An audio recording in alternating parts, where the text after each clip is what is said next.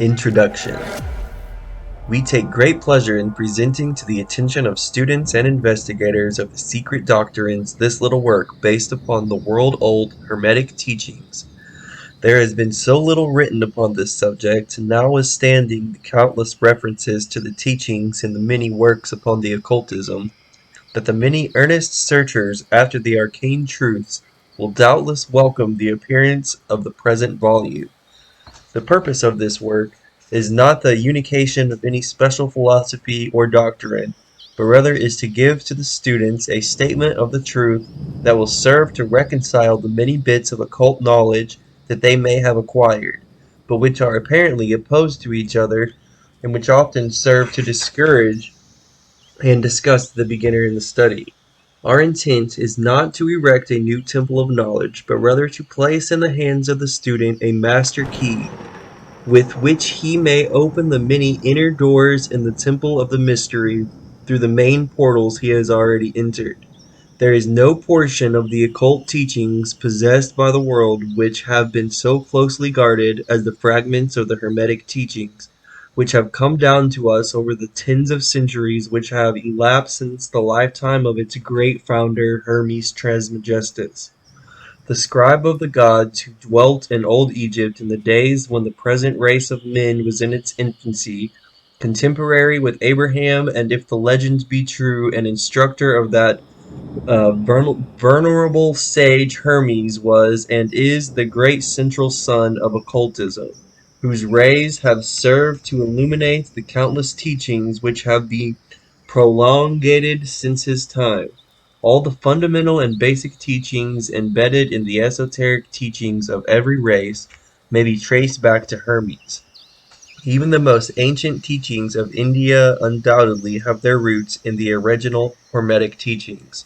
From the land of the Ganges, many advanced occultists wandered to the land of Egypt and sat at the feet of the master.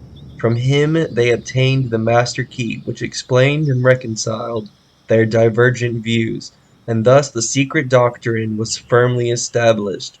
From other lands also came the learned ones, all of whom regarded Hermes as the master of masters, and his influence was so great that in spite of the many wanderings from the path on the part of the centuries of teachers in these different lands, there may still be found a certain basic resemblance and correspondence which underlies the many and often quiet divergent theories entertained and taught by the occultists of these different lands today. The students of comparative religions will be able to perceive the influence of the Hermetic teachings in every religion worthy of the name. The few elect who recognize their value and who wear them in their crowns instead of casting them before the materialistic vulgar swine, who would trample them in the mud and mix them with their disgusting mental food. But still these men have never forgotten or overlooked the original teachings of Hermes, regarding the passing on of the words of truth to those ready to receive it, which teaching is stated in the Kybalion as follows. Where fall the footsteps of the Master, the ears of those who ready for this teaching open wide. And again, when the ears of the student are ready to hear, then cometh the lips to fill them with wisdom. But their customary attitude has always been strictly in accordance with the other Hermetic aphorism, also in the Kybalion. The lips of wisdom are closed except to the ears of the understanding. There are those who have criticized this attitude of the Hermetics, and who have claimed that they did not manifest the proper spirit in their policy of solution and retenance. But a moment's glance back over the pages of history will show the wisdom of the masters, who knew the folly of attempting to teach to the world that which it was neither ready or willing to receive. The Hermetics have never sought to be martyrs, and have instead sat silently aside with a pitying smile on their closed lips, while the heathen raged noisily about them, in their customary amusement of putting to death and torture the honest but misguided enthusiasts who imagined that they could force upon a race of barbarians the truth capable of being understood only by the elect who had advanced along the path. And the spirit of persuasion has not as yet died out in the land. There are certain Hermetic teachings which, if publicly promulgated, would bring down upon the teachers a great cry of scorn and revilement from the multitude, who would cry against the rising, and cry, "Crucify, crucify." In this little work we have endeavored to give you an idea of the fundamental teachings of the Kybalion, striving to give you the working principles, leaving you to apply them yourselves rather than attempting to work out the teaching in detail. If you are a true student, you will be able to work out and apply these principles. If not, then you must develop yourself into one, for otherwise the Hermetic teachings will be as words, words, words to you. The Three Initiates. Chapter 1. The Hermetic Philosophy. The lips of wisdom are closed except to the ears of understanding. The Kybalion. From old Egypt have come the fundamental, esoteric, and occult teachings which have so strongly influenced the philosophies of all races, nations, and peoples. For several thousand years, Egypt, the home of the pyramids and the Sphinx, was the birthplace of the hidden wisdom and mystic teachings. From her secret doctrine all nations have borrowed. India, Persia, Chaldea, Media, China, Japan, Assyria, ancient Greece and Rome, and other ancient countries partook liberally at the feast of knowledge which the hierophants and masters of the land of Isis so freely provided for those who came prepared to partake of the great store of mystic and occult lore which the masterminds of that ancient land had gathered together. In ancient Egypt dwelt the great adepts and masters who have never been surpassed, and who seldom have been equaled during the centuries that have taken their processional flight. Since these days of the great Hermes, in Egypt was located the great lodge of lodges of the mystics. At the doors of her temples entered the neophytes who afterward as hierophants, adepts, and masters traveled to the four corners of the earth, carrying with them the precious knowledge which they were ready, anxious, and willing to pass on to those who were ready to receive the same. All students of the occult recognized the debt that they owed to these venerable masters of that ancient land. But among these great masters of ancient Egypt there once dwelt one of whom Master hails as the Master of Masters. This man, if man indeed he was, dwelt in Egypt in the earliest days. He was known as Hermes Trismegistus. He was the father of the occult wisdom, the founder of astrology, the discoverer of alchemy. The details of his life story are lost to history, owing to the lapse of the years, through several of the ancient countries disputed with each other in their claims to the honor of having furnished his birthplace, and this thousands of years ago. The date of his sojourn in Egypt and his last incarnation on this planet is not now known, but it has been fixed at the early days of the oldest dynasties of Egypt, long before the days of Moses. The best authorities regard him as a contemporary of Abraham, and some of the Jewish traditions go so far as to claim that Abraham acquired a portion of his mystic knowledge from Hermes himself. As the years rolled by after his passing from this plane of life, the Egyptians defied Hermes and made him one of their gods under the name of Thoth. Years after, the people of ancient Greece also made him one of their many gods, calling him Hermes, the god of wisdom. The Egyptians revered his memory for many centuries, yes, tens of centuries, calling him the scribe of gods, and bestowing upon him distinctively his ancient title Trismegistus, which means the thrice great, the great great, the greatest great, etc. In all the ancient lands, the name of Hermes Trismegistus was revered for the name being synonymous with the fountain of wisdom. Even to this day, we use the term Hermetic in the sense of secret, sealed so that nothing can escape, etc. And this, by reason of the fact that the followers of Hermes always observed the principle of secrecy in their teachings. They did not believe in casting pearls before swine, but rather held to the teaching milk for babes, milk for strong men, meat for strong men, both of which maxims are familiar to readers of Christian scriptures, but both of which had been used by the Egyptians for centuries before the Christian era.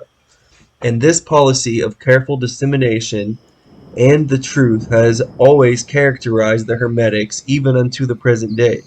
The Hermetic teachings are to be found in all lands, among all religions, but never identified with any particular country, nor with any particular religion sect.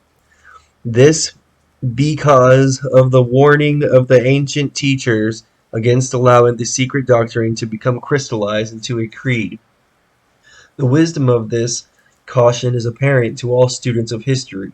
The ancient occultisms of India and Persia degenerated and was largely lost, owing to the fact that the teachers became priests, and so mixed theology with the philosophy. The result being that occultism of India and Persia has been gradually lost amidst the mass religious superstition, cults, creeds, and gods. So it was with ancient Greece and Rome, so it was with the Hermetic teachings of the Gnostics and early Christians, which were lost at the time of Constantine, whose iron hand smothered philosophy with the blanket of theology, losing to the Christian Church that which was its very essence and spirit, and causing it to grope throughout several centuries before it found the way back to its ancient faith. The indications apparent to all careful observers in this 20th century being that the Church is now struggling to get back to its ancient mystic teachings. But there were always a few faithful souls who kept alive the flame, tending it carefully and not allowing its light to become extinguished. And thanks to these staunch hearts and fearless minds, we have the truth still with us. But it is not found in books to any great extent. It has been passed along from master to student, from initiate to hierophant, from lip to ear. When it was written down at all, its meaning was veiled in terms of alchemy and astrology, so that only those possessing the key could read it aright. This was made necessary in order to avoid the precautions of the theologians of the Middle Ages who fought the secret doctrine with fire and sword, stake, gibbet, and cross. Even to this day, there will be found but few reliable books on the Hermetic philosophy. Although there are countless references to it, many books written on various phases of occultism, and yet the Hermetic philosophy is the only master key which will open all doors of the occult teachings. In the early days, there was a compilation of certain basic Hermetic doctrines packed on from teacher to student, which was known as the Kybalion.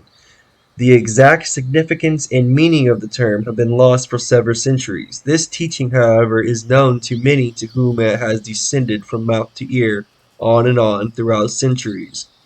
Its precepts have never been written down or printed so far as we know.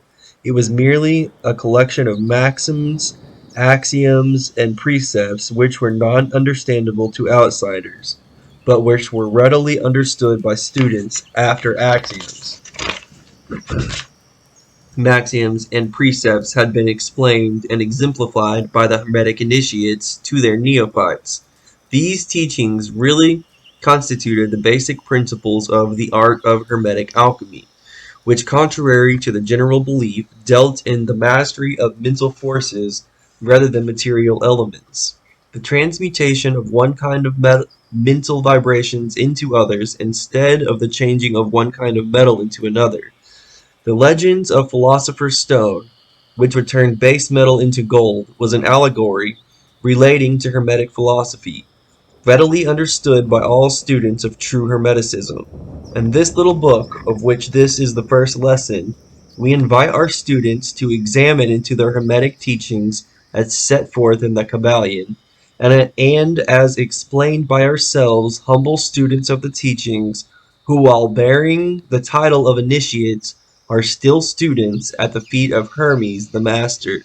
We herein give you many of the maxims, axioms, and precepts of the Kybalion, accompanied by explanations and illustrations which we deem likely to render the teachings more easily comprehended by the modern student, particularly as the original text is purposely veiled in obscure terms. The original maxioms, axioms, and precepts of the Kybalion are printed herein, in quotation marks, the proper credit being given. Our own work is printed in the regular way in the body of the work. We trust that the many students to whom we now offer this little work will derive as much benefit from the study of its pages as have the many who have gone on before, treading the same path to mystery throughout the centuries that have passed since the times of Hermes Trismegistus, the master of masters, the great great, in the words of the Kybalion. Where fall the footsteps of the master, the ears of those ready for his teachings open wide. When the ears of the student are ready to hear, then cometh the lips to fill them with wisdom. So that according to the teachings, the passage of this book to those ready for the instruction will attract the attention of such as are prepared to receive the teaching, and likewise, when the pupil is ready to receive the truth, then will this little book come to him or her. Such is the law, the Hermetic principle of cause and effect. In its aspect of the law, the attraction will bring lips and ear together, pupil and book in company. So mote it be. The seven Hermetic principles upon which the entire Hermetic philosophy is based are as follows: the principle of mentalism, the principle of correspondence, the principle of vibration, the principle of polarity, the principle of rhythm, the principle of cause and effect, and finally the principle of gender. These seven principles will be discussed and explained as we proceed with these lessons. A short explanation of each, however, may as well be given at this point. The principle of mentalism. This principle embodies the truth that all is mind.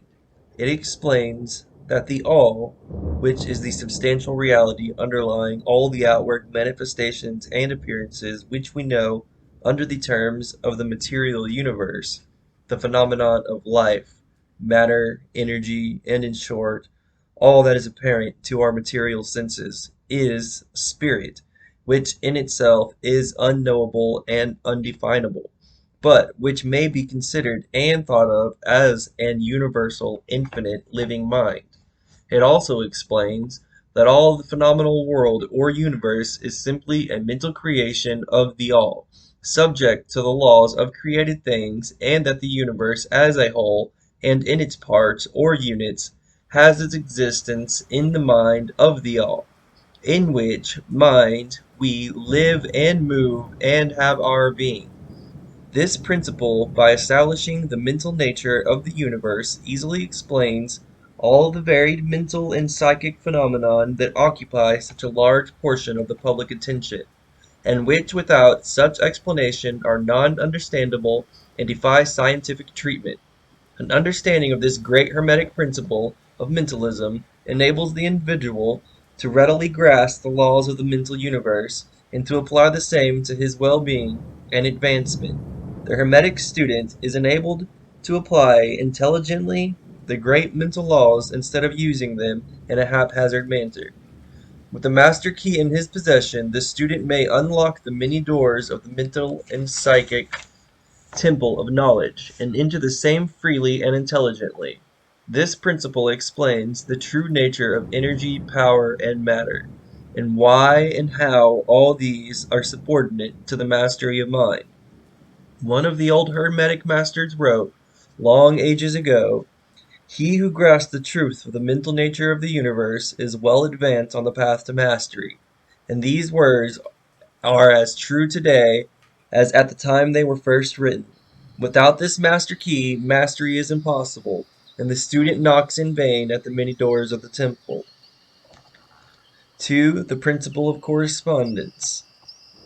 This principle embodies the truth that there is always a correspondence between the laws of the phenomenon of the various planes of being and life. The old Hermetic axiom ran in these words: as above, so below; as below, so above. And the grasping of this principle gives one the means of solving many a dark paradox and hidden secret of nature. There are planes beyond our knowing, but when we apply the principle of correspondence to them, we are able to understand much that would otherwise be unthinkable to us. This principle is of universal application and manifestation on the various planes of the material, mental, and spiritual universe. It is an unusual law. The ancient Hermetics considered this principle as one of the most important mental instruments by which man was able to pry aside the obstacles which hid from view the unknown. Its use even tore aside the veil of Isis to the extent a glimpse of the face of the goddess might be caught. Just as the knowledge of the principles of geometry enables man to measure distant sums and their movements while seated in his observatory, so a knowledge of the principles of correspondences enables man to reason intelligently from the known to the unknown. Studying the monad, he understands the archangel. Number 3, the principle of vibration. This principle embodies the truth that everything is in motion, everything vibrates, nothing is at rest, facts which modern science endorses, and which each new scientific discovery tends to verify.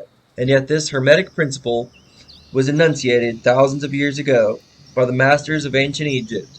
This principle explains that the differences between different manifestations of matter, energy, mind, and even spirit result largely from varying rates of vibration. From the all, which is pure spirit, down to the grossest form of matter, all is in vibration. The higher the vibration, the higher the position in the scale. The vibration of spirit is at such infinite rate of insistency and rapidity that it is practically at rest, just as rapidly moving wheel seems to be motionless.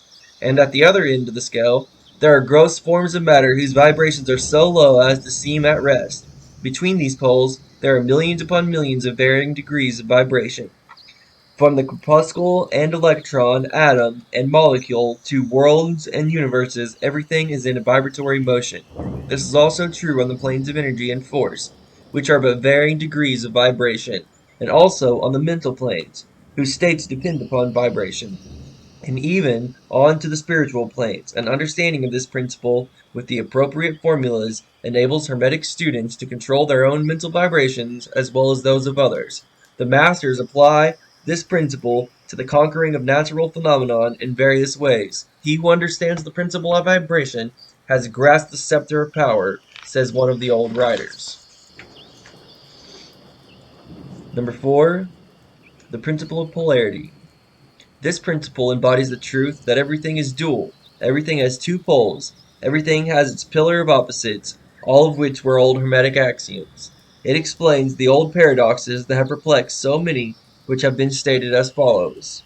Thesis and antithesis are identical in nature, but different in degree. Opposites are the same, differing only in degree. The pairs of opposites may be reconciled. Extremes meet. Everything is and isn't at the same time. All truths are but half-truths. Every truth is half false. There are two sides to everything, etc., etc., etc.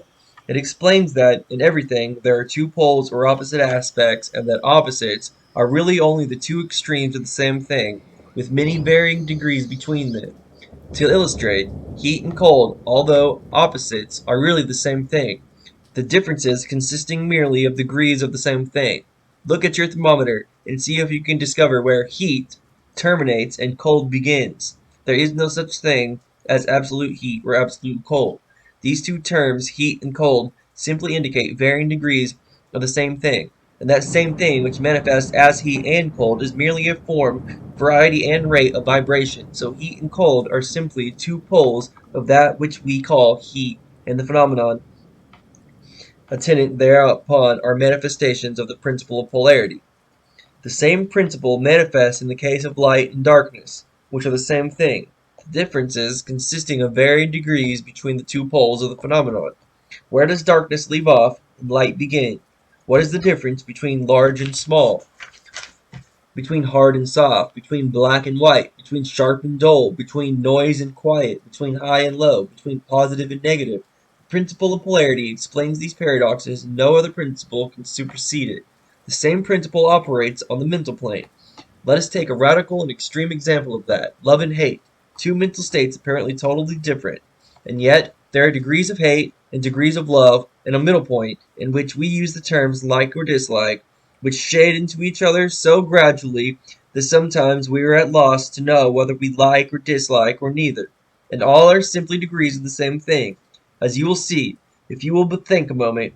And more than this, and considered of more importance by the Hermeticists, it is possible to change the vibrations of hate to the vibrations of love, in one's own mind and in the minds of others. Many of you who read these lines have had personal experiences of the involuntary rapid transition from love to hate, and the reverse in your own case and that of others.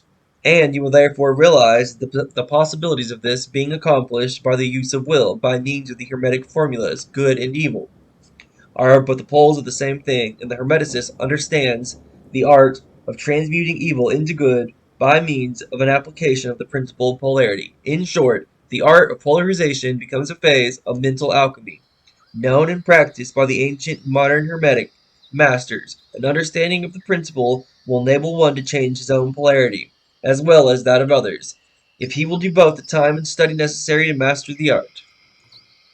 5.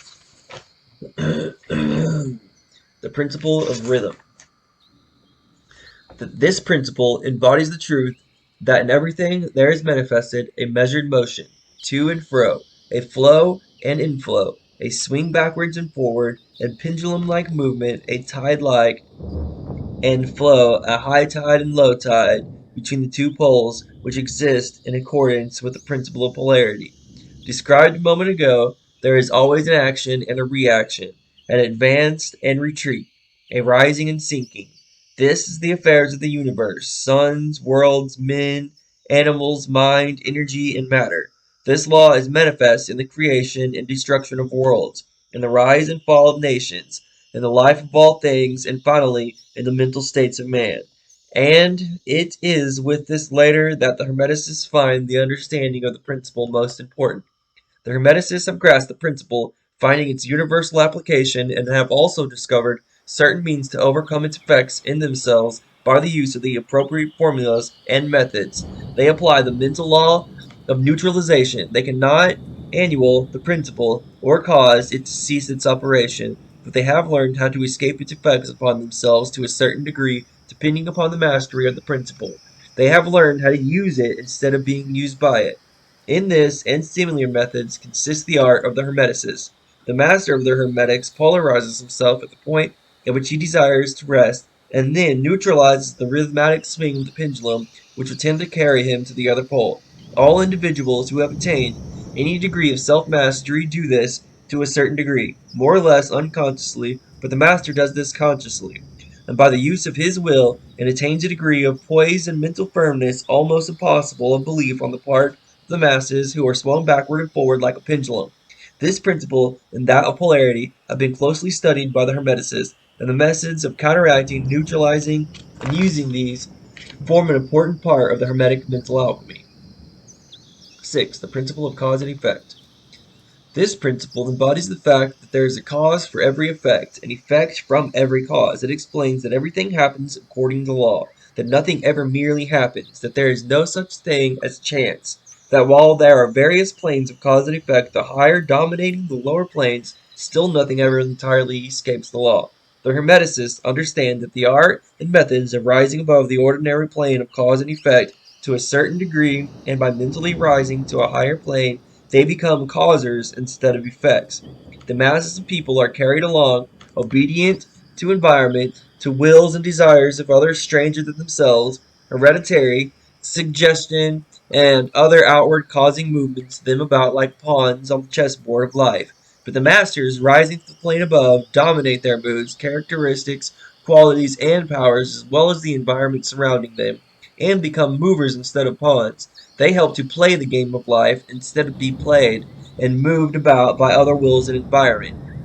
They use the principle instead of being its tools. The masters obey the causation of higher planes, but they help to rule on their own plane. In this statement, there is condensed a wealth of Hermetic knowledge. Let him read who can.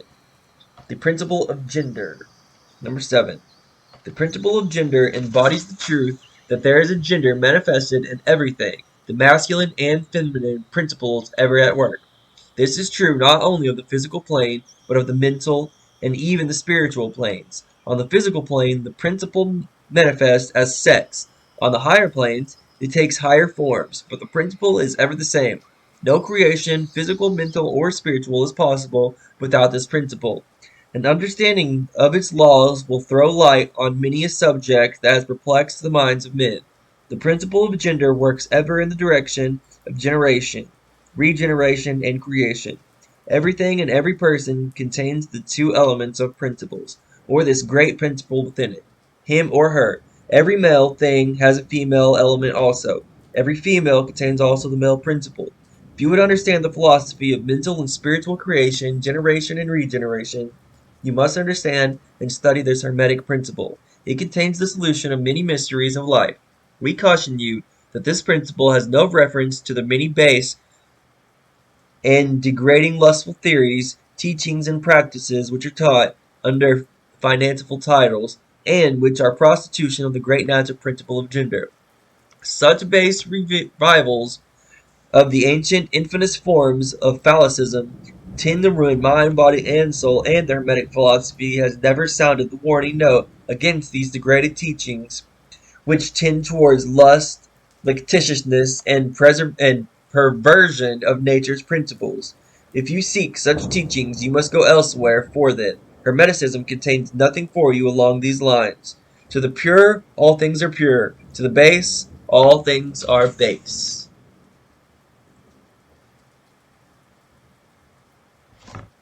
Mental transmutation.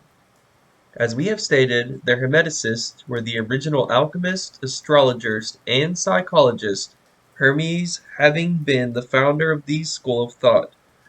From astrology has grown modern astronomy. From alchemy has grown modern chemistry. From the mystic psychology has grown the modern psychology of the schools. But it must not be supposed that the ancients were ignorant of that which the modern schools suppose to be their exclusive and special property. The records engraved on the stones of ancient Egypt show conclusively that the ancients had a full comprehensive knowledge of astronomy, the very building of the pyramids showing the connection between their design and the study of astronomical science. Nor were they ignorant of chemistry, for the fragments of the ancient writings show that they were acquainted with the chemical properties of things. In fact, the ancient theories regarding physicists are being slowly verified by the latest discoveries of modern science, notably those relating to the constitution of matter. Nor must it be supposed that they were ignorant of the so-called modern discoveries in psychology. On the contrary, the Egyptians were especially skilled in the science of psychology, particularly in the branches that the modern schools ignores, but which nevertheless are being uncovered under the name of psychic science, which perplexing the psychologists of today and making them reluctantly admit that there may be something in it after all. The truth is that beneath the material chemistry, astronomy, and psychology, that is, the psychological in its phase of brain action, in the ancients possessed a knowledge of transcendental astronomy, called astrology, of transcendental chemistry, called alchemy, a transcendental psychology, called mystic psychology. They possessed the inner knowledge as well as the outer knowledge, the latter alone being possessed by modern scientists. Among the many secret branches of knowledge possessed by the Hermeticists was that known as mental transmutation, which forms the subject matter of this lesson. Transmutation is a term usually employed to designate the ancient art of transmutation of metals, particularly of base metals, into gold. The word transmute means to change from one nature, form, or substance into another, to transform, and accordingly Mental transmutation means the art of changing and transforming mental states, forms, and conditions into others. So you may see that mental transmutation is the art of mental chemistry. If you like the term, a form of practical mystic psychology. But this means far more than appears on the surface. Transmutation, alchemy, or chemistry on the mental plane is important enough in its efforts, to be sure, and if the art stopped there, it would still be one of the most important branches of study known to man. But this is only the beginning. Let us see why. The first of the 7 Hermetic principles is the principle of mentalism, the axiom of which the all is mind, the universe is mental, which means the underlying reality of the universe is mind, and the universe itself is mental, that is, existing in the mind of the all. We shall consider the principle in succeeding lessons, but let us see the effect of the principle if it is to be assumed to be true. The universal is mental in its nature, then mental transmutation must be the art of changing the conditions of the universe along the lines of matter, force, and mind. So you see, the force, that mental transmutation, is really the magic of which the ancient writers had so much to say in their mystical works, and about which they gave so few practical instructions. If all be mental, then the art which enables one to transmute mental conditions must render the master the controller of material conditions as well as those ordinarily called mental. As a matter of fact, none but advanced mental alchemists have been able to attain the degree of power necessary to control the grosser physical conditions, such as the elements, the control of the elements, the control of nature, the production or cessation of tints, the production or cessation of earthquakes, and other great physical phenomena.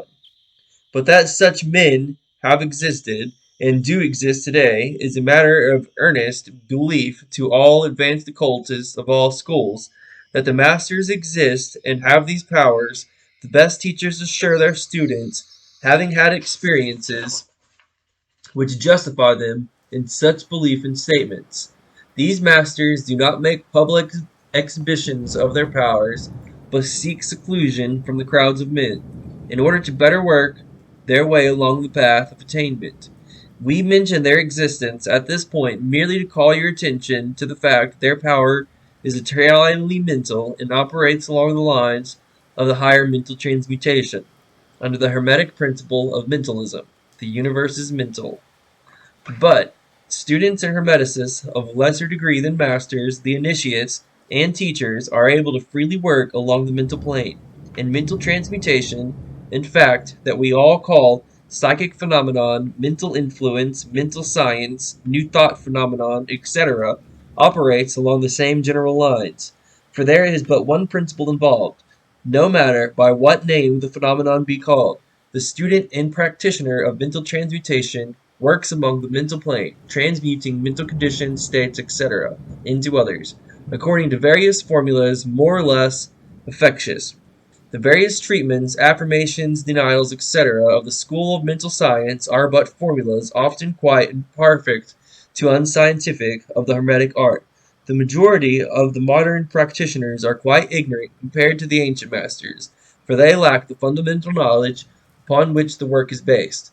Not only may the mental states, etc., of oneself be changed or transmuted by Hermetic methods, but also the states of others may be and are constantly transmuted in the same way, usually unconsciously, but often consciously by some understanding of the laws and principles, in cases where the people affected are not informed of the principles of self-protection.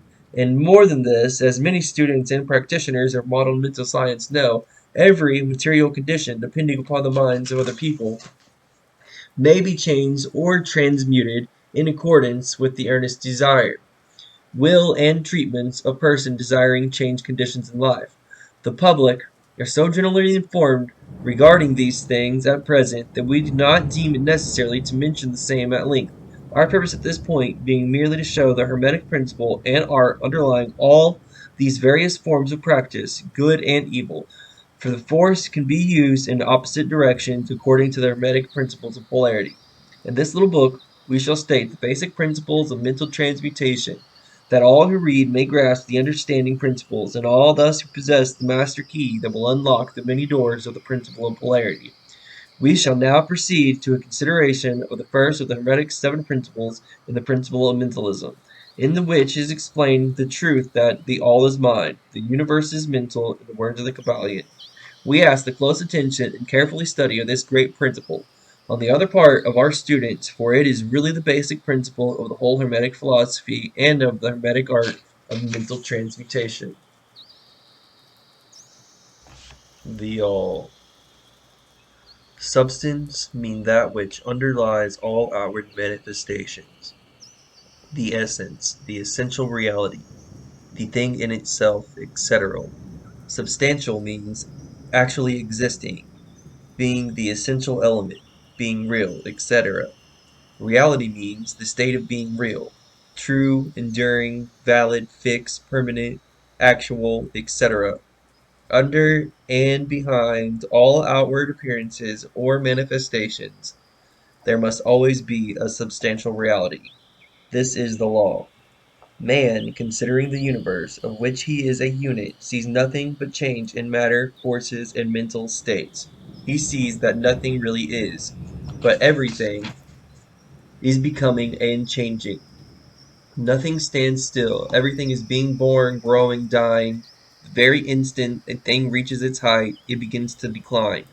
The law of rhythm is in constant operation. There is no reality, enduring quality, fixity, or substantially in anything. Nothing is permanent but change. He sees all things evolving from other things and resolving into other things, a constant action and reaction, inflow and outflow, building up and tearing down, creation and destruction, birth, growth, and death. Nothing endures but change. And if he be a thinking man, he realizes that all of these changing things must be outward appearances or manifestations of some underlying power, some substantial reality.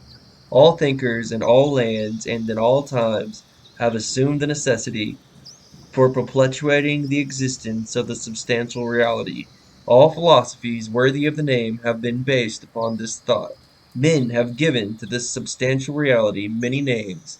Some have called it by the term of deity, under many titles. Others have called it the infinite and eternal energy. Others have tried to call it matter, but all have acknowledged its existence. It is self-evident, it needs no argument. In these lessons we have followed the example of some of the world's greatest thinkers, both ancient and modern, the Hermetic masters, and all have called this underlying power the substantial reality, by the Hermetic name, the All, which term we consider the most comprehensive of the many terms applied by the man to that which transcends names and terms. We accept and teach the view of the great Hermetic thinkers of all times, as well as those illuminated souls who have reached higher planes of being, both of whom assert that the inner nature of the All is unknowable. This must be so, for not by the All itself can comprehend its own nature and being.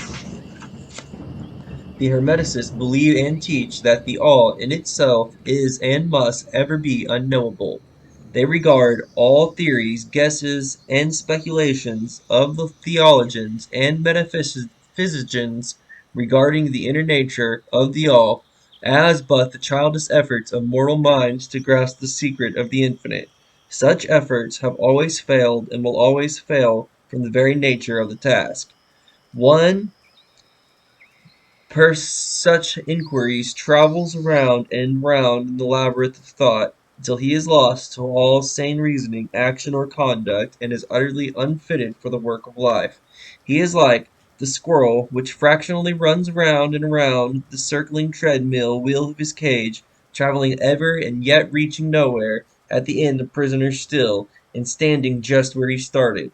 And still more presumptuous are those who attempted to ascribe to all the personalities, qualities, properties, characteristics, and attributed of themselves, ascribing to all the human emotions, feelings, and characteristics, even down to the pettiest qualities of mankind, such as jealousy, susceptibility to flattery and praise, desire for offerings and worship, and all other survivals from the days of childhood of the race. Such ideas are not worthy of grown men and women and are rapidly being discarded.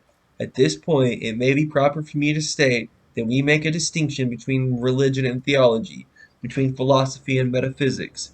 Religion to us means that intuitional realization of the existence of the all and one's relationship to it, while theology means attempts of man to ascribe personality, qualities, and characteristics to it.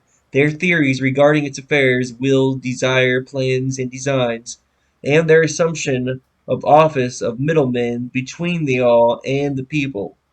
Philosophy to us means the inquiry after knowledge of things knowable and thinkable, while metaphysics means the attempt to carry the inquiry over and behind the boundaries and into regions unknowable and unthinkable, and with the same tendency as that of theology. And consequently, both religion and philosophy mean to us things having roots in reality, while theology and metaphysics seem like broken reeds rooted in the quicksands of ignorance, and affecting naught but the most insecure support for the mend of soul of man. We do not insist upon our students accepting the definitions, we mention them merely to show our position. At any rate, you shall hear very little about theology and metaphysics in these lessons, but while the essential nature of the all is unknowable, there are certain truths connected with its existence which the human mind finds itself compelled to accept, and an examination of these reports from the proper subject of inquiry, particularly as they agree with the reports of the illuminated on higher planes. And to this inquiry we now invite you. The human reason, whose report we must accept so long as we think at all, informs us as follows regarding the all, and that without attempting to remove the veil of the unknowable. First, the all must be all that really is. There can be nothing existing out of the all, else the all would not be the all. Second, the all must be infinite, for there is nothing else to define, confine, bound, limit, restrict the all. It must be infinite in time or eternal. It must have always continuously existed, for there is nothing else to have ever created it, and something can never evolve from nothing. And if it had ever not been, ever for a moment, it would not be now. It must continuously exist forever, for there is nothing to destroy it, and it can never not be, even for a moment, because something can never become nothing. It must be infinite in space. It must be everywhere, for there is no place outside of the all. It cannot be otherwise than continuous in space, without break, succession, separation, or interpretation. For there is nothing to break, separate, or interpret its continuity, and nothing which to fill in the gaps. It must be infinite in power or obsolete, for there is nothing to limit, restrict, restrain, confine, disturb, or condition it. It is subject to no other power, for there is no other power. Third, the all must be immutable, or not subject to change, in its real nature, for there is nothing to work changes upon it, nothing into which it could change, nor from, where could it have changed into. It could change not, be added to nor subtracted from, increase nor diminish, nor become greater or lesser in any respect whatsoever. It must have always been, and it must always remain, just what it is now, the all. There has never been, is not now, and never will be anything else into which it could change. The all, being infinite, absolute, eternal, and unchangeable, it must follow that anything finite, changeable, fleeing, and conditioned cannot be the all, and there is nothing outside of the all in reality than any and all such finite things must be as nothing in reality. Now do not become befogged nor frightened. We are not trying to lead you into the Christian Science field under cover of Hermetic philosophy. There is a reconciliation of this apparently contradictory state of affairs. Be patient, we will reach it in time. We see around us that which is called matter, which forms the physical foundation for all forms. Is the all merely matter? Not at all. Matter cannot manifest life or mind. And as a life and mind are manifested in the universe, the all cannot be matter, for nothing rises higher than its own source. Nothing is ever manifested in an effect that is not in the case. Nothing is evolved as a consequent that is not involved as an accident. And the modern science informs us that there is really no such thing as matter of fact. What we call matter is merely interrupted energy of force. That is, energy of force at a low rate of vibration, as a recent writer has said. Matter has melted into mystery. Even material science has abandoned theory of matter, and now rests on the basis of energy. Then is the all mere energy or force? If not energy or force, as the materialists who use the terms for their energy and force are blind, mechanical things, devoid of life or mind. Life and mind can never evolve from blind energy or force for the reason given a moment ago. Nothing can rise higher than its source, nothing is evolved unless it is involved, nothing manifests in the effect unless it is in the cause. And so the all cannot be mere energy or force, for if it were, then there would be no such things as life and mind in existence, and we know better than that. For we are alive, and using mind to consider this very question, and so are those who claim that energy of force is everything. What is there then higher than matter or energy that we know to be existent in the universe, life and mind? Life and mind and all their varying degrees of unfoldment. Then you ask, do you mean to tell us that all is life and mind? Yes and no? Is our answer. If you mean life and mind, as we poor pretty mortals know them, we say no. The all is not that. But what kind of life and mind do you mean, you ask? The answer is living mind. As far as above that which mortals know by those worlds, and life and mind are higher than the mechanical forces of matter. Infinite living mind as compared to finite life and mind. We mean that which the illuminated souls mean when they reverently pronounce the word spirit. The All is infinite living mind, the illuminated call it spirit. The divine paradox. The half-wise, recognizing the comparative unreality of the universe, imagine that they may defy its laws. Such are vain and presumptuous fools, and they are broken against the rocks and torn asunder by the elements by reason of their folly. The truly wise, knowing the nature of the universe, use law against laws, the higher against the lower, and by the art of alchemy transmute that which is undesirable into that which is worthy and thus triumph. Mastery consists not in abnormal dreams, visions, and fantastic imaginings, or living, but in using the higher forces against the lower, escaping the pains of the lower planes by vibrating on the higher. Transmutations, not presumptuous denial, is the weapon of the master, the Kybalion. This is the paradox of the universe, resulting from the principle of polarity, which manifests when the all begins to create. Hearken to it, for it points the difference between the half-wisdom and the wisdom.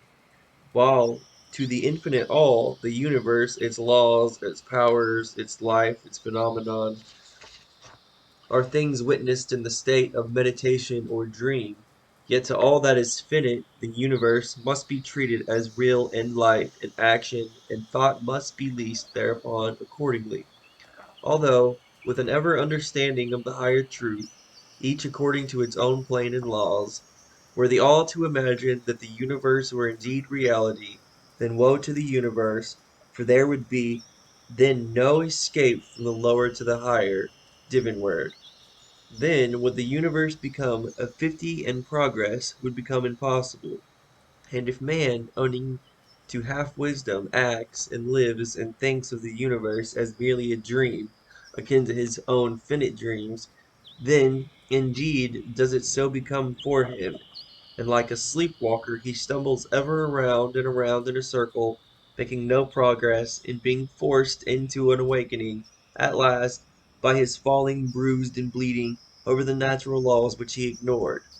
Keep your mind ever on the star, but let your eyes watch over your footsteps. Let you fall into the mire by reason of your upward gaze. Remember the divine paradox, that while the universe is not, still it is. Remember, ever the two poles of the truth are absolute and relative. Beware of half-truths.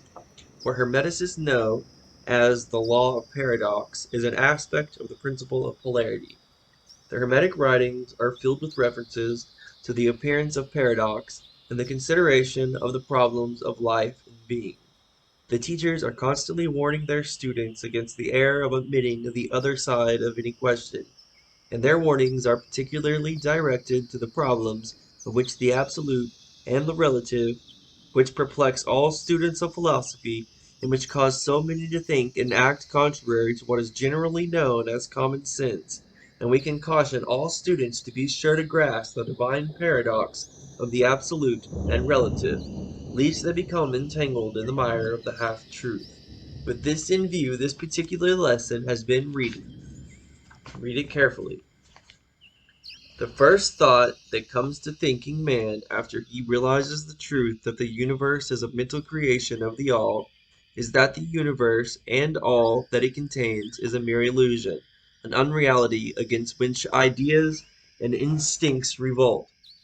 But this, like all other great truths, must be considered both from the absolute and relative points of view. From the absolute point of view, of course, the universe is in the nature of an illusion, a dream, a phantasmic orgia as compared to the all in itself. We recognize this even in our ordinary view.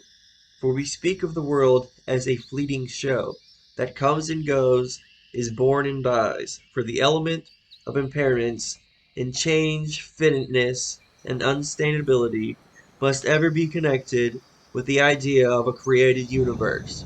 When it is contrasted with the idea of the all, no matter what may be or our beliefs concerning the nature of both, philosopher, metaphysician, scientist, and theologian all agree upon this idea, and the thought is found in all forms of philosophical thought and religious conceptions, as well as in the theories of the respective schools of metaphysics and theology.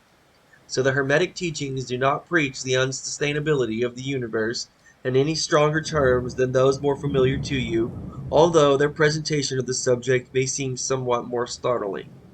Anything that has a beginning and an ending must be, in a sense, unreal and untrue. And the universe comes under the rule in all schools of thought.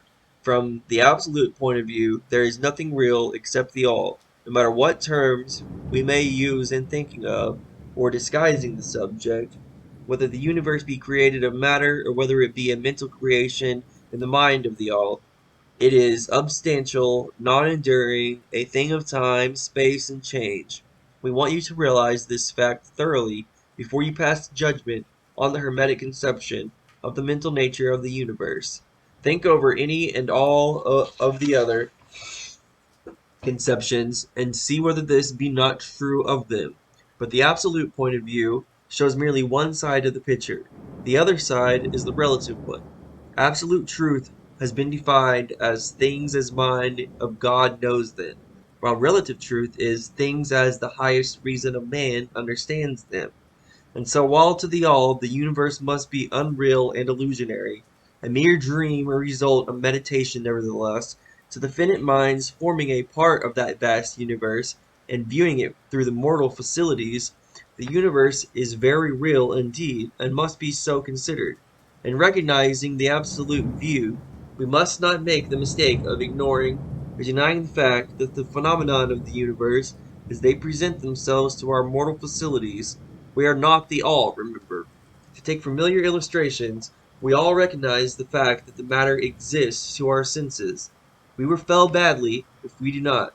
And yet, even our own finite minds understand the scientific dictum that there is no such thing as matter from a scientific point of view. That which we call matter is held to be merely an aggregation of atoms, which atoms themselves are merely a grouping of units of force called electrons or ions, vibrating in constant circular motion. We kick a stone and we feel the impact. It seems to be real, notwithstanding that we know it to be merely what we have stated above. But remember that our foot, which feels the impact by means of our brains, is likewise matter, so constituted of electrons, and for that matter, so are our brains. And at the best, if it were not by reason of our mind, we would not know the foot or stone at all. Then again, the ideal of our artist or sculptor, which he is endeavoring to reproduce in stone or on canvas, seems very real to him. So do the characteristics in the mind of the author or the dramatist which he seeks to express, so that others may recognize them. And if this be true in the case of our finite minds, what must be the degree of reality in the mental images created in the mind of the infinite. O friends, to mortals this universe of mentality is very real indeed. It is the only one we can ever know, though we rise from plane to plane higher and higher in it. To know it otherwise by actual experience, we must be the all itself. It is true that the higher we rise in the scale, the nearer to the mind of the Father we reach. The more apparent becomes the illusionary nature of finite things, but not until the all finally withdraws us into itself does the vision actually vanish. So we need not dwell upon the feature of illusion. Rather let us, recognizing the real nature of the universe, seek to understand its mental laws and endeavor to use them to best effect our upward progress through life. As we travel from plane to plane of being, the laws of the universe are none the less iron laws. Because of mental nature, all except the all are bound by them. What is in the infinite mind of the all is real, and in a degree second only to that reality itself which is vested in the nature of the all. So do not feel insecure or afraid. We are all held firmly in the infinite mind of the all, and there is naught to hurt us or for us to fear. There is no power outside of the all to affect us, so we may rest calm and secure. There is a world of comfort and security in this realization when once attained. Then, calm and peaceful do we sleep, rocked in the cradle of deep, resting safely on the bosom of the ocean of infinite mind, which is the all. In the all, indeed, do we live and move and have our being. Matter is none the less matter to us. While we dwell on the plane of matter, altogether we know it to be merely an aggression of electrons or particles of force, vibrating rapidly and gyrating around each other in the formulations of atoms. The atoms in turn vibrating and gyrating, formulating molecules, which later in turn form larger masses of matter. Nor does matter become less matter when we follow the inquiry still further, and learn from the Hermetic teachings that the force, of which the electrons are but units, is merely a manifestation of the mind of the all, and like all else in the universe is purely mental in its nature, while on the plane of matter, we must recognize its phenomenon. We may control matter, as all masters of a higher or lesser degree do, but we do so by applying the higher forces. We commit a folly when we attempt to deny the existence of matter in the relative aspect. We may deny its mastery over us, and rightly so, but we should not attempt to ignore it in its relative aspect, at least so long as we dwell upon its plane. Nor do the laws of nature become less constant or effective when we know them. Likewise, to be merely mental creations, they are in full effect on the various planes. We overcome the lower laws by applying still higher ones, and in this way only, but we cannot escape the law or rise above it entirely. Nothing but the all can escape the law, and that because the all is law itself, from which all laws emerge. The most advanced masters may acquire the powers usually attributed to the gods of men, and there are countless ranks of being in the great hierarchy of life, whose being and power transcends even that of the highest masters among men to a degree unthinkable by mortals. But even the highest master and the highest being must bow to the law, and be as nothing in the eye of the all. So that if even the highest beings whose powers exceed even those attributed by men to their gods, even if those are bound by and are subjected to law, then imagine the presumption of mortal man, our race, and our grade when he dares to consider the laws of nature as unreal, visionary, and illusionary, because he happens to be able to grasp the truth that the laws are mental in nature and simply mental creations of the all. Those laws which the all intends to be governing, laws are not to be defied or argued away. So long as the universe endures, will they endure, for the universe exists by virtue of these laws, which form its framework and which hold it together. The Hermetic principle of mentalism, while explaining the true nature of the universe upon the principle that all is mental, does not change the scientific conceptions of the universe, life, or evolution. In fact, science merely corroborates the Hermetic teachings.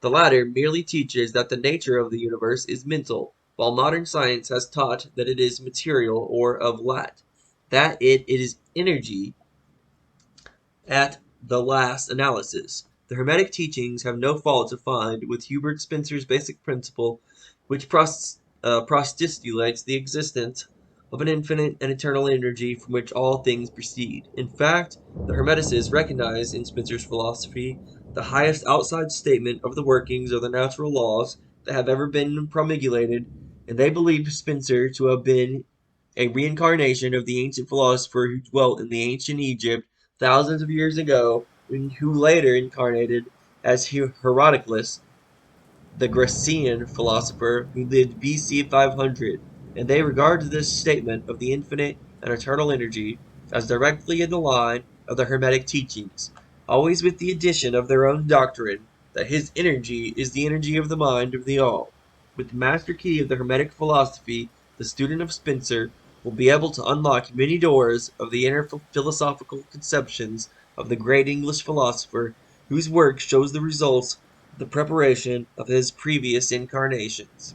His teachings regarding evolution and rhythm are in almost perfect agreement with the Hermetic teachings regarding the principle of rhythm, so the student of Hermeticists need not lay aside any of his cherished scientific views regarding the universe. All he is asked to do is grasp the underlying principle of the all is mind, the universe is mental, held in the middle of the all. He will find that the other six of the seven principles will fit into his scientific knowledge and will serve to bring out obscure points and to throw light in dark corners. This is not to be wondered at when we realize the influence of the Hermetic thought on the early philosophers of Greece, upon whose foundations of thought the theories of modern science largely rest. The acceptance of the first Hermetic principle, mentalism, is the only great point of difference between modern science and Hermetic students, and science is gradually moving towards the Hermetic position, and it's groping in the dark for a way out of the labyrinth into which it has wandered in its search for reality. The purpose of this lesson is to impress upon the minds of our students the fact that to all intents and purposes the universe and its laws and its phenomenon are just as real so far as man is concerned as they would be under the hypothesis of materialism or energism. Under any hypothesis of the universe, and its outer aspect is changing, ever-flowing, and transitionary, and therefore devoid of substantiality and reality. But note the other pole of the truth: under any of the same hypothesis, we are compelled to act and live as if the fleeting things were real and substantial, with this difference always between the various hypotheses, that under the old views mental power was ignored as the natural force, while under the mentalism it becomes the greatest natural force, and this one difference revolutionizes life to those who understand the principle and its resulting laws and practice. So finally, students all grasp the advantage of mentalism and learn to know, use, and apply the laws resulting therefrom. But do not yield to the temptation which, as the Kybalion states, overcome the half-wise, which causes them to be hypnotized by the apparent unreality of things, and consequently, being that they wander about like dream people, dwelling in a world of dreams, ignoring the practical world and life of man, the end being that they are broken against the rocks and torn asunder by the elements by reason of their folly. Rather, following the example of the wise, which the same authority states, use law against laws, the higher against the lower, and by the art of the alchemy transmute that is which undesirable into that which is worthy, and thus triumph.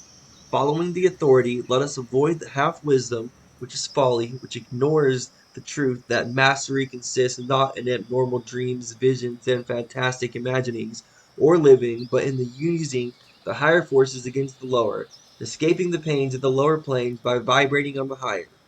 Remember always, student, that transmutation, not presumptuous denial, is the weapon of the master.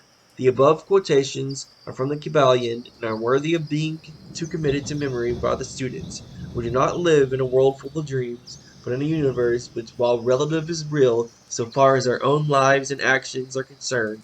Our business is the universe, it not to deny its existence, but to live using the laws to rise from lower to higher, living on, doing the best that we can, under the circumstance arising each day, and living so far as possible to our own highest ideas and ideals.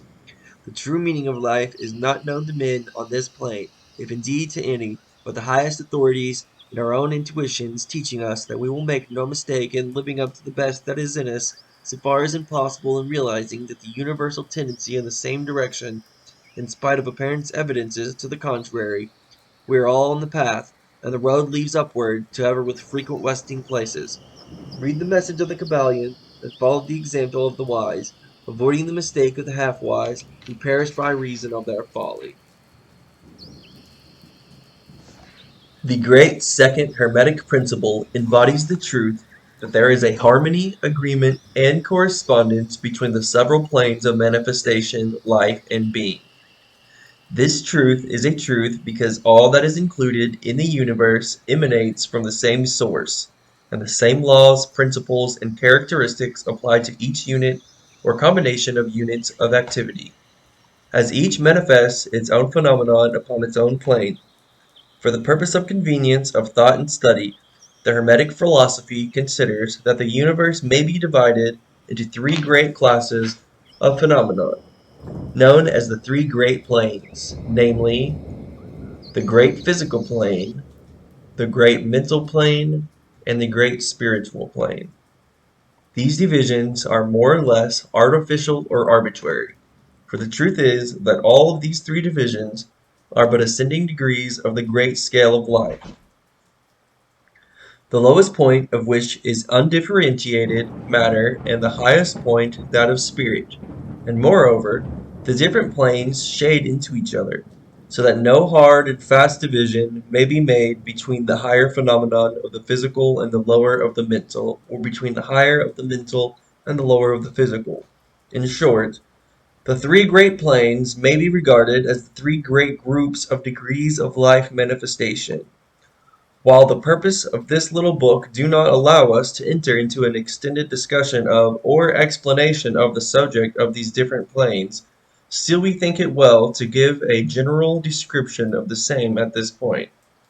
At the beginning, we may as well consider the question so often asked by the neophyte who desires to be informed regarding the meaning of the word plane, which term has been very freely used and very poorly explained.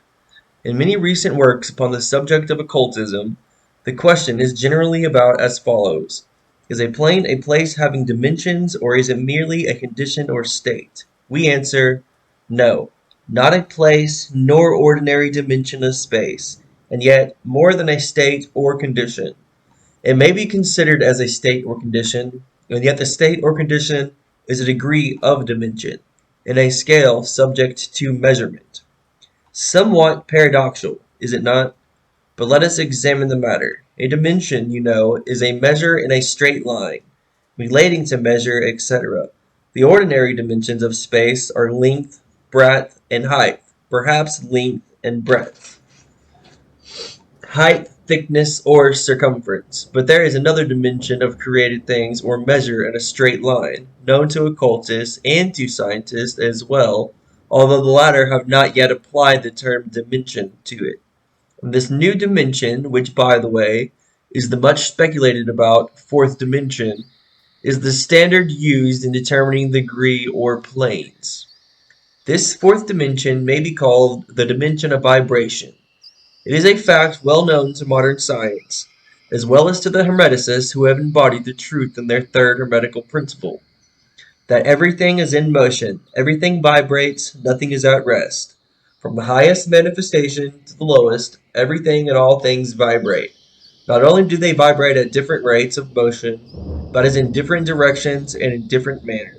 The degree of the rate of vibrations constitute the degree of measurement on the scale of vibrations. In other words, the degree of the fourth dimension, and these degrees, from what occultists call planes, the higher the degree of rate of vibration, the higher the plane, and the higher the manifestation of life occupying that plane. So that while a plane is not a place nor yet a state or condition, yet it possesses qualities common to both. We shall have more to say regarding the subject of the scale of vibrations in our next lessons, in which we shall consider the Hermetic principle of vibration. You will kindly remember, however, that the three great planes are not actual dimensions of phenomenon of the universe, but merely arbitrary terms used by the Hermeticists in order to aid in the thought and study of the various degrees and forms of universal activity in life. The atom of matter, the unit of force, the mind of man, and the being of an archangel are all but degrees on one scale, and all fundamentally the same. The difference between solely a matter of degree and rate of vibration. All are creations of the all. and have their existence solely within the infinite mind of the All. The Hermeticists subdivide each of the three great planes into seven minor planes, and each of these latter are also subdivided into seven subplanes, all divisions being more or less arbitrary, shading into each other, and adapted merely for convenience of scientific study and thought. The great physical plane, and its seven minor planes, is that division of the phenomenon of the universe which includes all that relates to physics or material things, forces, and manifestations. It includes all forms of that which we call matter, and all forms of which we call energy or force. But you must remember that the Hermetic philosophy does not recognize matter as a thing in itself, or as having a separate existence even in the mind of the All. The teachings are the matter is but a form of energy, that is energy at a low rate of vibrations of a certain kind, and accordingly the Hermeticists classify matter under the head of energy, and give it to three of the seven minor planes of the great physical plane.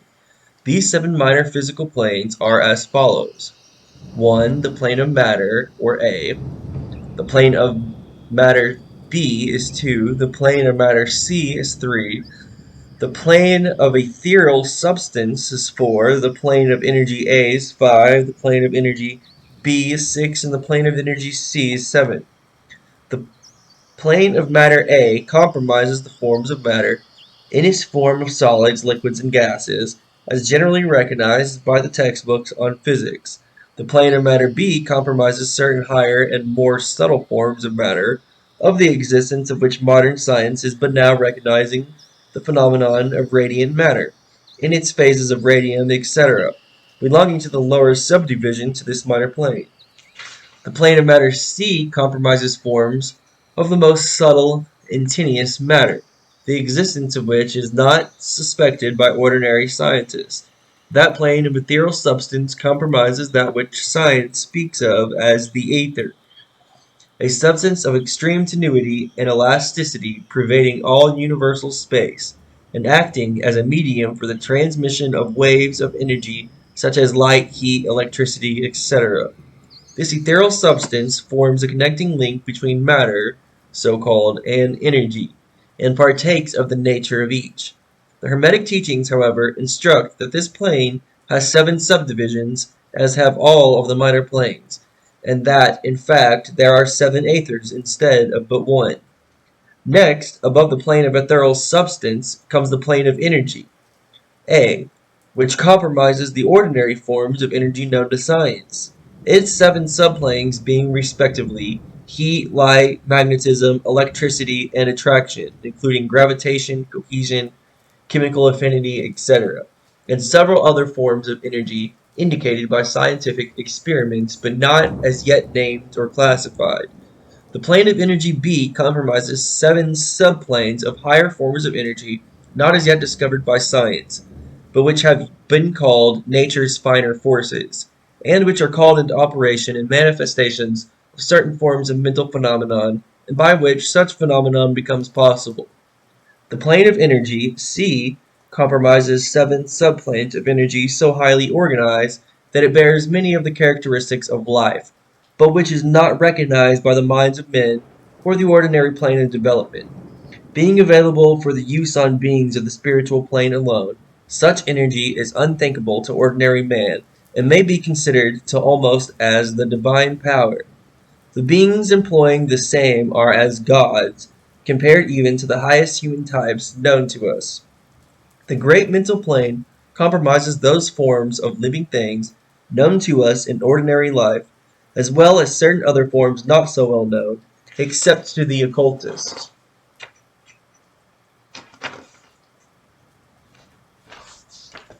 The classification of the seven minor mental planes is more or less satisfactory and arbitrary unless accompanied by elaborate explanations which are foreign to the purpose of this particular work. But we have many as well mention them.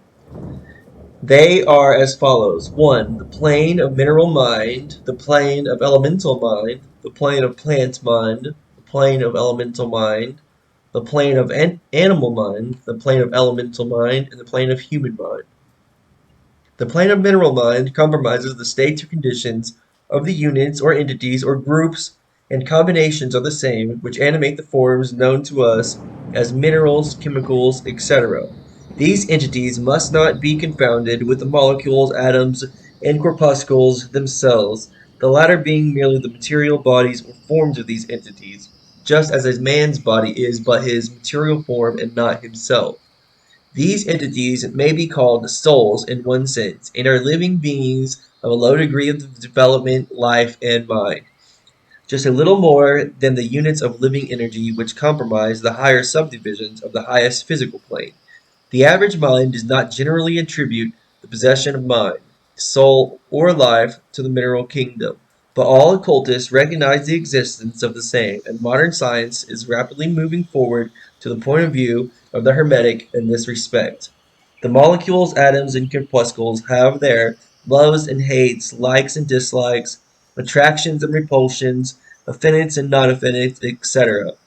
And some of the more daring of the modern scientific minds have examined and the opinion that the desire and will, emotions, and feelings of the atoms differ only in degree from those of men. We have no time or space to argue this matter here. All occultists know it to be a fact, and others are referred to some of the more recent scientific works for outside of our cooperation. There are the usual 7 subdivisions to this plane. The plane of elemental mind, A, compromises the state or condition and degree of mental and vital development of a class of entities unknown to the average man, but recognized to occultists.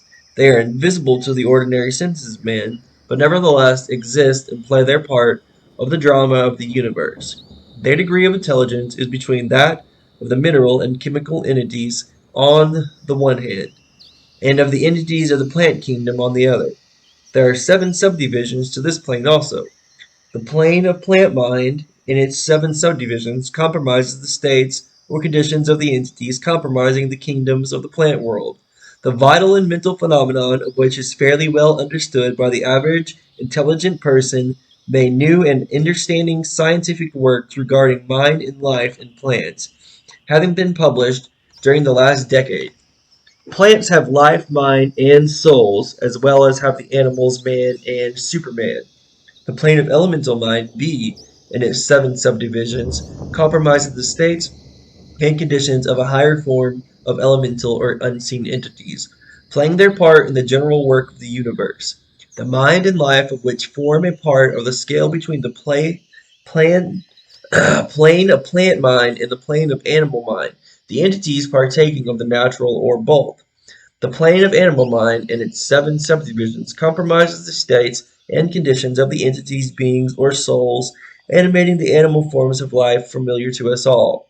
It is not necessary to go into details regarding the kingdom or plane of life, for the animal world is as familiar to us as is our own. The plane of elemental mind, C, in its 7 subdivisions, comprises those entities or beings invisible as are all such elemental forms which partake of nature of both animal and human life in a degree and in certain combinations. The highest forms are semi-human in intelligence. The plane of human mind and its 7 subdivisions comprises those manifestations of life and mentality which are most common to man, in his various grades, degrees, and divisions. In this connection, we wish to point out the fact that the average man of today occupies but the 4th subdivision of the plane of the human mind, and only the most intelligent have crossed the borders of the 5th subdivision. It has taken the race millions of years to reach this stage, and it will take many more years for the race to move on to the next 6th and 7th subdivisions and beyond. But remember that there have been races before us which have passed through these degrees and then on to higher planes. Our own race is the 5th, which struggles from the 4th, which has set foot upon the path. And then there are a few advanced souls of our own race who have outstripped the masses and who have passed on to the 6th and 7th subdivisions, and some few beings still further on. The man of the 6th subdivision will be the Superman. He of the 7th will be the Overman. In our consideration of the 7 minor mental planes, we have merely referred to the 3 elementary planes in a general way. We do not wish to go into the subject in detail in this work, for it does not belong to this part of the general philosophy and teachings. But we may say this much in order to give you a little clearer idea of the relations of these planes to the more familiar ones. The elementary planes bear the same relation to the planes of mineral, plant, animal, and human mentality and life that the black keys on the piano do to the white keys. The white keys are sufficient to produce music, but there are certain scales, melodies, and harmonies in which the black keys play their part, and in which their presence is necessary. They are also necessary as connecting links of soul condition, entity states, etc., between the several other planes, certain forms of development being attained therein. This last fact giving to the reader who can read between the lines a new light upon the process of evolution and a new key to the secret door of the leaps of life between kingdom and kingdom. The great kingdoms of elementals are fully recognized by all occultists, and the esoteric writings are full of mention of them. The readers of Bulwer's Zanoni and similar tales will recognize the entities inhabiting these planes of life. Passing on from the great mental plane to the great spiritual plane, what shall we say? How can we explain these higher states of being, life, and mind to minds as yet unable to grasp and understand the higher subdivisions of the plane of human mind? The task is impossible. We can speak only in the most general terms. How may light be described to a man born blind? How sugar to a man who has never tasted anything sweet? How harmony to one born deaf? All that we can say is that the seven minor planes of the great spiritual plane, each minor plane having its seven subdivisions, comprise beings possessing life, mind, and form as far above that of man of today as the latter is above the earthworm, mineral, or even certain forms of energy or matter. The life of these beings so far transcends ours that we cannot even think of the details of the same. Their mind so far transcends ours that to them we scarcely seem to think, and our mental processes seem almost akin to material processes, the matter of which their forms are composed is of the highest planes of matter. Nay, some are even said to be clothed in pure energy. What may be said of such beings? On the seven minor planes of the great spiritual plane exist beings of whom we may speak as angels, archangels, demigods. On the lower minor planes dwell those great souls whom we call masters and adepts. Above them call the great hierarchies of the angelic hosts, unthinkable to man, and above those come those who may without irreverence be called the gods. So high the scale of being are they, their being intelligence and power being akin to those attributed by the race of men to their conceptions of deity. These beings are beyond even the highest flights of the human imagination, the word divine being the only one applicable to them. Many of these beings, as well as the angelic hosts, take the greatest interest in the affairs of the universe and play an important part in its affairs. These unseen divinities and angelic helpers extend their influence freely and powerfully. In the process of evolution and cosmic progress, their occasional intervention and assistance in human affairs have led to the many legends, beliefs, religions, and traditions of the race, past and present. They have superimposed their knowledge and power upon the world again and again, all under the law of the all, of course. But yet, even the highest of these advanced beings exist merely as creations of and in the mind of the all, and are subject to the cosmic processes and universal laws. They are still mortal. We may call them gods if we like, but still they are but the elder brethren of the race, the advanced souls who have outstripped their brethren, and who have foregone the ecstasy of the aspiration of the all, in order to help the race on its upward journey along the path.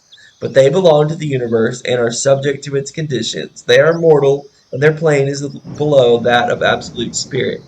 Only the most advanced Hermeticists are able to grasp the inner teachings regarding the state of existence, and the powers manifested on the spiritual planes. The phenomenon is so much higher than that of the mental planes that a confusion of the ideas would surely result from attempt to describe the same. Only those whose minds who have been carefully trained along the lines of the Hermetic philosophy for years Yes, those who have brought with them from other incarnations the knowledge acquired previously can comprehend just what is meant by the teaching regarding these spiritual planes. And much of these inner teachings is held by the Hermeticists as being too sacred, important, and even dangerous for general public diminution.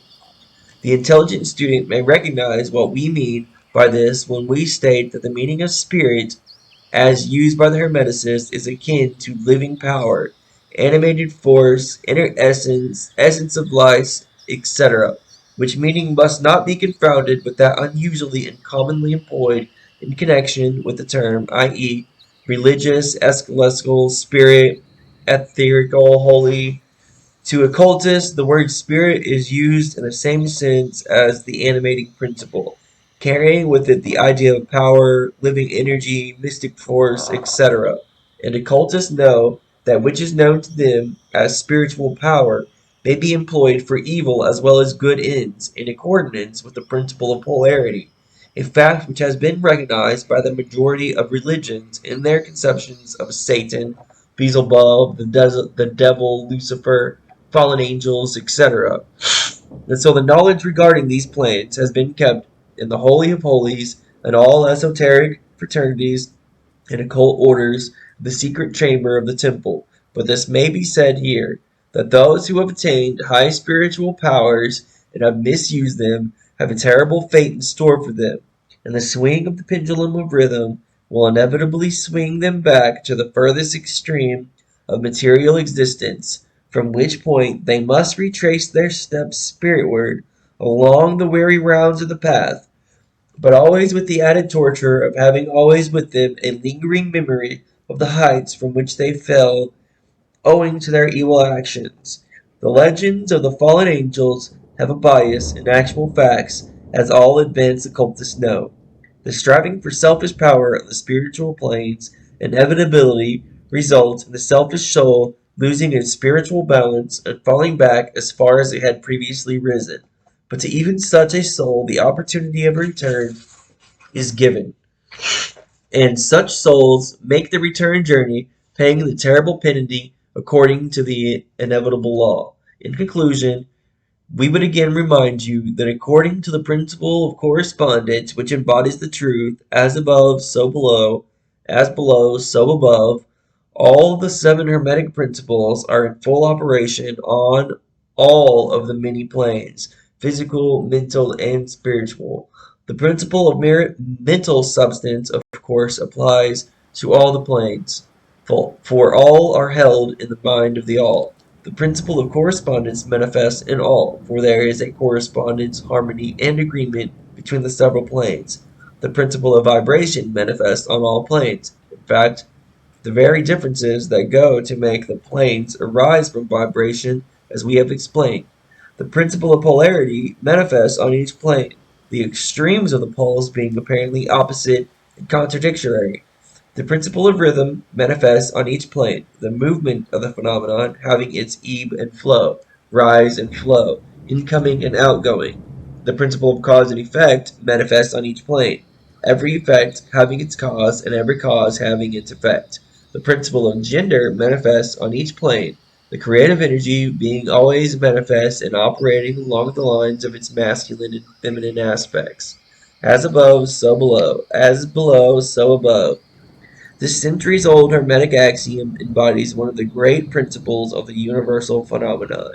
As we proceed with our consideration of the remaining principles, we will see even more clearly the truth of the universal nature of this great principle of correspondence.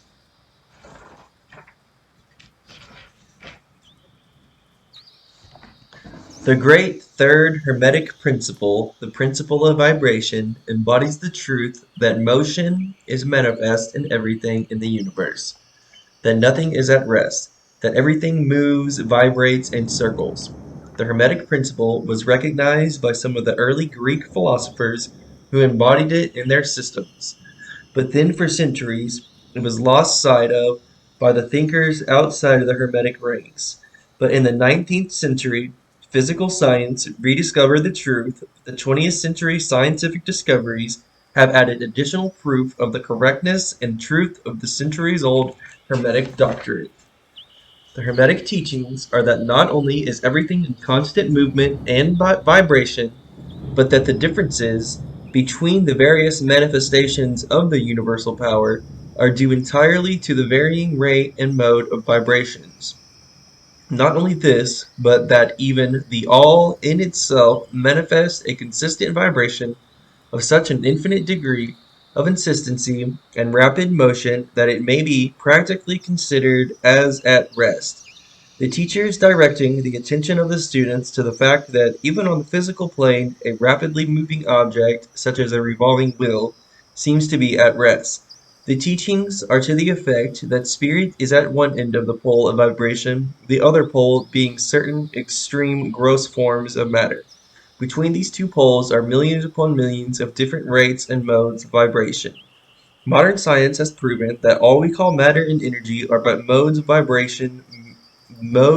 vibratory motion, and some of the more advanced scientists are rapidly moving towards the positions of the occultists who hold the phenomenon of mind are likewise modes of vibration or motion. Let us see what science has to say regarding the question of vibrations and matter and energy. In the first place, science teaches that all matter manifests in some degree. The vibrations arising from temperature or heat, be an object cold or hot, both being but degrees of the same thing, and manifest certain heat variance, and in that sense is in motion and vibration. Then all particles of matter are in a circular movement. From corpuscle to suns, the planets revolve around the suns, and many of them turn on their axes. The suns move around the greater central points, and these are believed to move around still greater, and so on ad infinitum. The molecules of which the particular kinds of matter are composed are in a state of constant vibration and movement around each other and against each other. The molecules are composed of atoms, which likewise are in a state of constant movement and vibration. The atoms are composed of corpuscles, sometimes called electrons, ions, etc., which are also in a state of rapid motion, revolving around each other and which manifest a very rapid state and mode of vibration. And so we see that all forms of matter manifest vibration in accordance with the Hermetic principle of vibration. And so it is with the various forms of energy. Science teaches that light, heat, magnetism, and electricity are but forms of vibratory motion connected in some way with and probably emanating from the ether. Science does not as yet attempt to explain the nature of the phenomenon known as cohesion, which is the principle of molecular attraction, nor chemical affinity, which is the principle of atomic attraction, nor gravitation. The greatest mystery of the three, which is the principle of attraction, by which every particle or mass of matter is bound to every other particle or mass. The three forms of energy are not yet understood by science, yet the writers incline to the opinion that these two are manifestations of some form of vibratory energy, a fact which the Hermeticists have held and taught for ages past. The universal ether, which is postulated by science without its nature being understood clearly, is held by the Hermeticists to be but a higher manifestation of that which is erroneously called matter, that is to say, matter at a higher degree of vibration, and is called by them the eternal substance. The Hermeticists teach that this ethereal substance is of extreme tenuity and elasticity and pervades universal space, serving as a medium of transmission of waves of vibratory energy such as heat, light, electricity, magnetism, etc. The teachings are that the eternal substance is a connecting link between the forms of vibratory energy known as matter on the one hand and energy or force on the other, and also that it manifests a degree of vibration in rate and mode entirely its own. Scientists have offered the illustration of rapidly moving wheel, top or cylinder to show the effects of increasing rates of vibration. The illustration supposes a wheel, top, or revolving cylinder running at a low rate of speed. We will call this revolving thing the object. In following out the illustration, let us suppose the object moving slowly. It may be seen readily, but no sound of its movement reaches the ear. The speed is gradually increased. In a few moments, its movements become so rapid that a deep growl or low note may be heard. Then, as the rate increases, the note rises in the musical scale, then the motion being still further increased. The next highest note is distinguished. Then one after another all the notes of the musical scale appear, rising higher and higher as the motion is increased. Finally, when the motions have reached a certain rate and the final note perceptible to human ears is reached, and the shrill piercing shriek dies away and silence follows, no sound is heard from the revolving object, the the rate of motion being so high that the human ear cannot register the vibrations. Then comes the perception of rising degrees of heat. Then, after quite a time, the eye catches a glimpse of the object becoming a dull, dark, reddish color.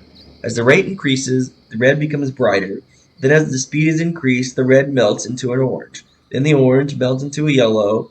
Then follow successively the shades of green, blue, indigo, and finally violet, as the rate of speed increases. Then the violet shades away, and all other color disappears, the human eye not being able to register them.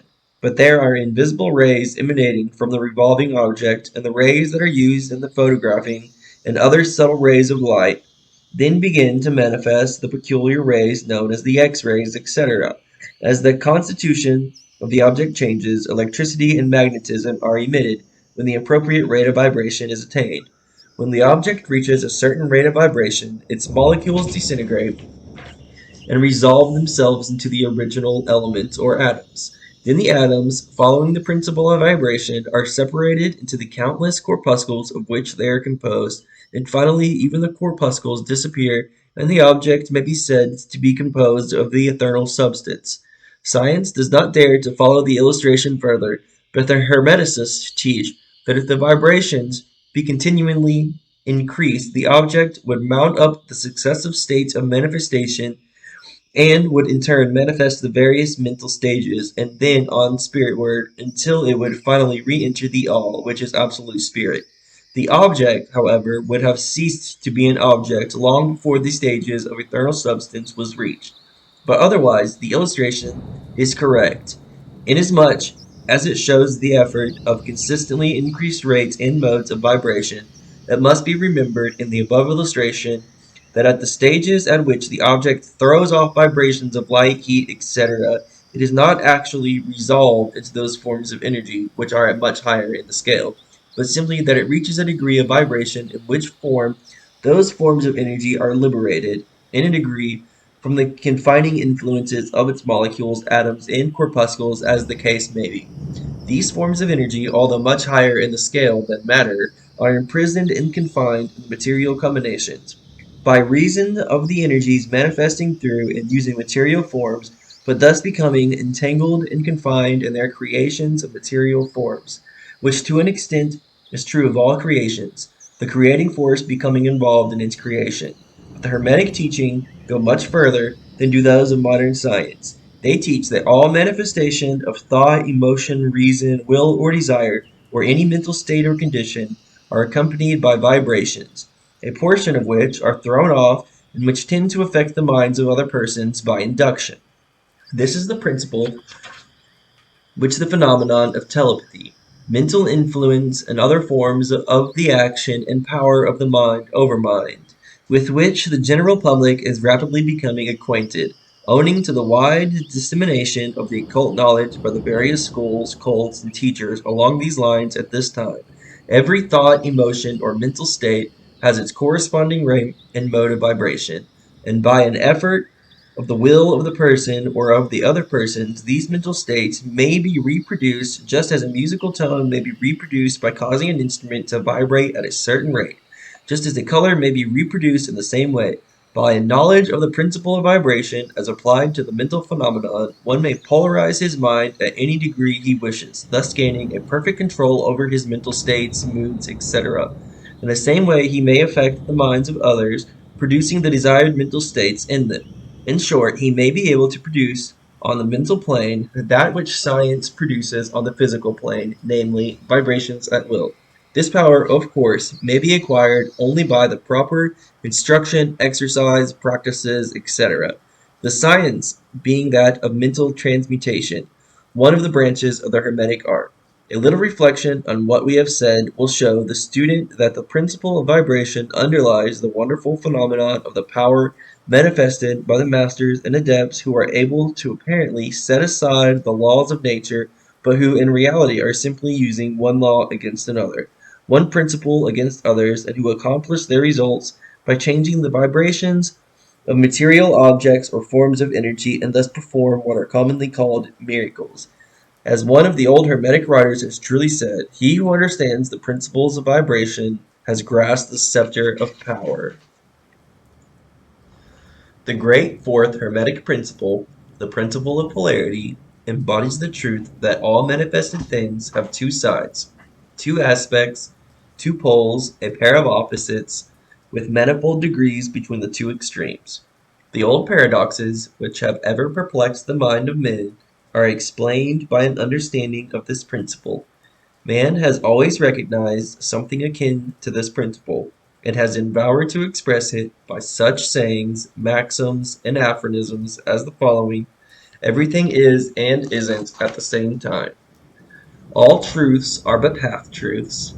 Every truth is half false. There are two sides to everything. There is a reverse side to every shield, etc., etc. The Hermetic teachings are to the effect that the difference between the things seemingly diametrically opposed to each other in merely a matter of degree. It teaches that the pair of opposites may be reconciled, and that thesis and antithesis are identical in nature but different in degree, and that the universal reconciliation of opposites is effected by the reconciliation of this principle of polarity. The teachers claim that illustrations of this principle may be had on every hand and from examination into the real nature of anything. They begin by showing that spirit and matter are but the two poles of the same thing, that intermediate planes being merely degrees of vibration. They show that the all and the many are the same, the differences being merely a matter of degree of mental manifestation. Thus the law and laws are the two opposite poles of one thing. Likewise, principle and principles, infinite mind and finite minds. Then passing on to the physical plane, they illustrate the principle by showing that heat and cold are identical in nature, the differences being merely a matter of degrees. The thermometer shows many degrees of temperature, the lowest pole being called cold and the highest heat. Between these two poles are many degrees of heat or cold. Call them either, and you are equally correct. The higher of 2 degrees is always warmer, while the lower is always colder. There is no absolute standard. All is a matter of degree. There is no place on the thermometer where heat ceases and cold begins. It is all a matter of higher or lower vibrations. The very terms high and low, which we are compelled to use, are but poles of the same thing. The terms are relative. So with east and west, travel around the world in an eastward direction, and you reach a point which is called west at your starting point, and you return from that westward point. Travel far enough north, and you will find yourself traveling south, or vice versa. Light and darkness are poles of the same thing, with many degrees between them. The musical scale is the same, starting with C. You move upward until you reach another C, and so on. The differences between the two ends of the board being the same, with many degrees between the two extremes. The scale of color is the same, higher and lower vibrations being the only difference between high violet and low red. Large and small are relative, so are noise and quiet. Hard and soft follow the rule, likewise sharp and dull. Positive and negative are two poles of the same thing with countless degrees between them. Good and bad are not absolute. We call one end of the scale good and on the other end bad, or one end good and on the other evil. According to the use of the terms, a thing is less good than the thing higher in the scale. But that less good thing, in turn, is more good than the thing next below it, and so on, the more or less being regulated by the position on the scale. And so it is on the mental plane. Love and hate are generally regarded as being things diametrically opposed to each other, entirely different, unreconcilable. But we apply the principle of polarity, we find that there is no such thing as absolute love or absolute hate as distinguished from each other. The two are merely terms applied to the two poles of the same thing. Beginning at any point of the scale, we find more love or less hate as we ascend the scale, and more hate or less love as we descend. This being true no matter from what point, high or low, we may start. There are degrees of love and hate, and there is a middle point where like and dislike become so faint that it is difficult to distinguish between them. Courage and fear come under the same rule. The pairs of opposites exist everywhere. Where you find one thing, you find its opposite, the two poles, and it is the fact that enables the Hermeticist to transmute one mental state into another along the lines of polarization. Things belonging to different classes cannot be transmitted into each other, but things of the same class may be changed. That is, may have their polarity changed. Thus love never becomes east or west, or red or violet, but it may, and often does, turn into hate. And likewise, hate may be transformed into love by changing its polarity. Courage may be transmuted into fear, and the reverse. Hard things may be rendered soft, dull things become sharp, hot things become cold, and so on. The transmutation is always being between things of the same kind of different degrees. Take the case of the fearful man. By raising his mental vibrations along with the line of fear and courage, he can be filled with the highest degree of courage and fearlessness. And likewise, the slothful man may change himself into an active, energetic individual simply by polarizing along the lines of the desired quality. The student who is familiar with the process by which the various schools of mental science, etc., produce changes in the mental states of those following their teachings may not readily understand the principle underlying many of these changes. When, however, the principle of polarity is once grasped, and it is seen that the mental changes are occasioned by a change of polarity, a sliding along the same scale, the matter is more readily understood. The change is not in the nature of transmutation of one thing into another thing, entirely different, but is merely a change of degree in the same things, a vastly important difference. For instance, borrowing an analogy from the physical plane, it is impossible to change heat into sharpness, loudness, highness, etc., but heat may readily be transmuted into cold, simply by lowering the vibrations. In the same way, hate and love are mutually transmutable. So are fear and courage. But fear cannot be transformed into love, nor can courage be transmuted into hate. The mental states belong to numerable classes, each class of which has its opposite poles. Along with transmutation is possible. The student will readily recognize that in the mental states, as well as in the phenomenon of the physical plane, the two poles may be classified as positive and negative respectively. Thus love is positive to hate, courage to fear, activity to non-activity, etc., etc. And it will also be noticed that even to those unfamiliar with the principle of vibration, the positive pole seems to be of a higher degree than the negative, and readily dominates it. The tendency of nature is in the direction of the dominant activity of the positive pole. In addition to the changing of poles of one's own mental states by the operation of the art of polarization, the phenomenon of mental influence in its manifold phases shows us that the principle may be extended so as to embrace the phenomenon of the influence of the mind over that of another, of which so much has been written and taught of late years. When it is understood that mental induction is possible, that it is mental states may be produced by induction from others, then we can readily see how a certain rate of vibration or polarization of a certain mental state may be communicated to another person, and his polarity in that class of mental states thus changed. It is along this principle that the results of many of the mental treatments are obtained. For instance, a person is blue, melancholy, and full of fear. A mental scientist brings his own mind up to the desired vibration by his trained will, and thus obtaining the desired polarization in his own case, then proceeds a similar mental state in the other by induction, the result being that the vibrations are raised and the person polarizes toward the positive end of the scale intended toward the negative, and his fear of the other negative emotions are transmuted to courage and similar positive mental states. A little study will show you that these mental changes are nearly all along the line of polarization, the change being one of degree rather than of kind. A knowledge of the existence of this great Hermetic principle will enable the student to better understand his own mental states and those of other people. He will see that these states are all matters of degree, and seeing thus, he will be able to raise or lower the vibration at will, to change his mental poles, and thus be a master of his own mental states, instead of being their servant and slave. And by his own knowledge he will be able to aid his fellows intelligently, and by the appropriate methods change the polarity when the same is desirable. We advise all students to familiarize themselves with this principle of polarity, for a correct understanding of the same will throw light on many difficult subjects. The great fifth Hermetic principle, the principle of rhythm, embodies the truth that in everything there is a manifested, a measured motion, a to and from movement, a flow and inflow, a swing forward and backward, a pendulum-like movement, a tide-like ebb and flow, a high tide and a low tide between the two poles manifest on the physical, mental, or spiritual planes.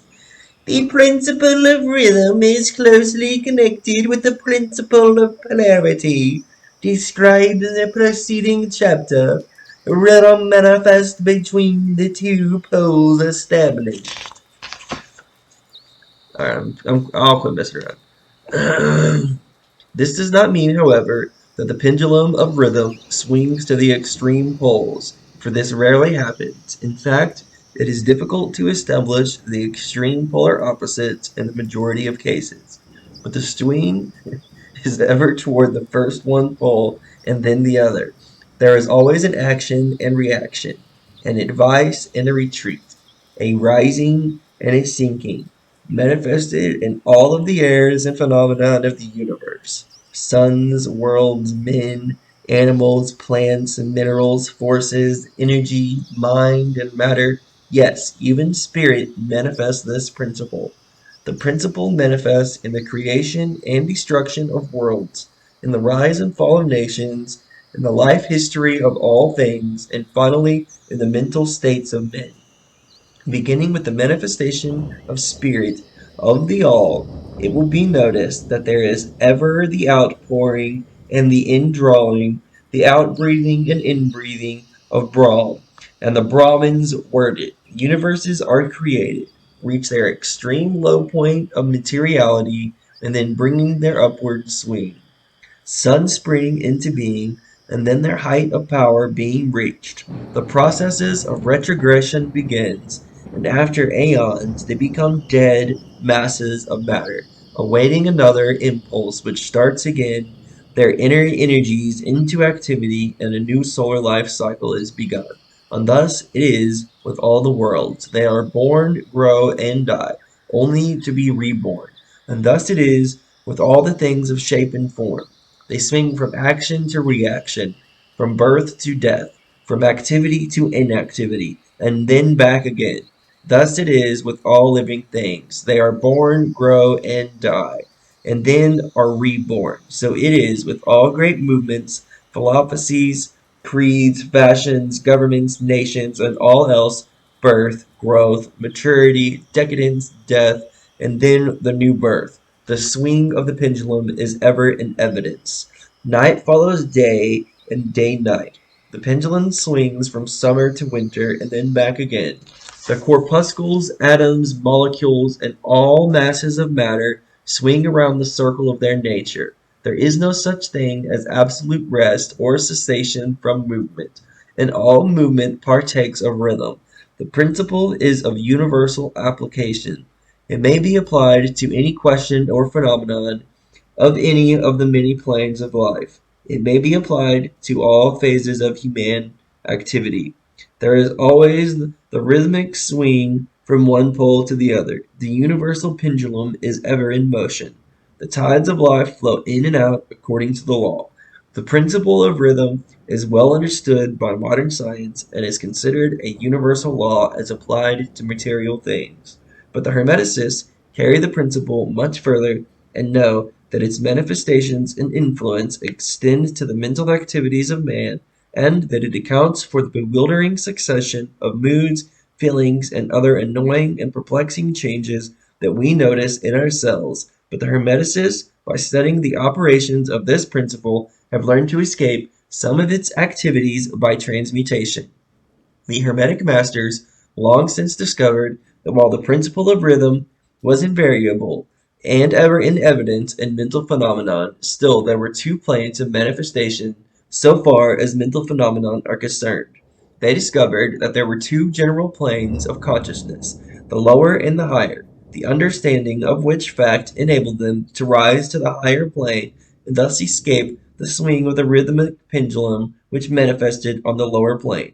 In other words, the swing of the pendulum occurred on the unconscious plane, and the consciousness was not affected. This they call the law of neutralization. Its operations consist in the raising of the ego above the vibrations of the unconscious plane of the mental activity, so that the negative swing of the pendulum is not manifested in consciousness, and therefore they are not affected. It is akin to rising above a thing and letting it pass beneath you. The Hermetic master or advanced student polarizes himself at the desired pole and by a process akin to refusing to participate in the backward swing, or if you prefer, a denial of its influence over him.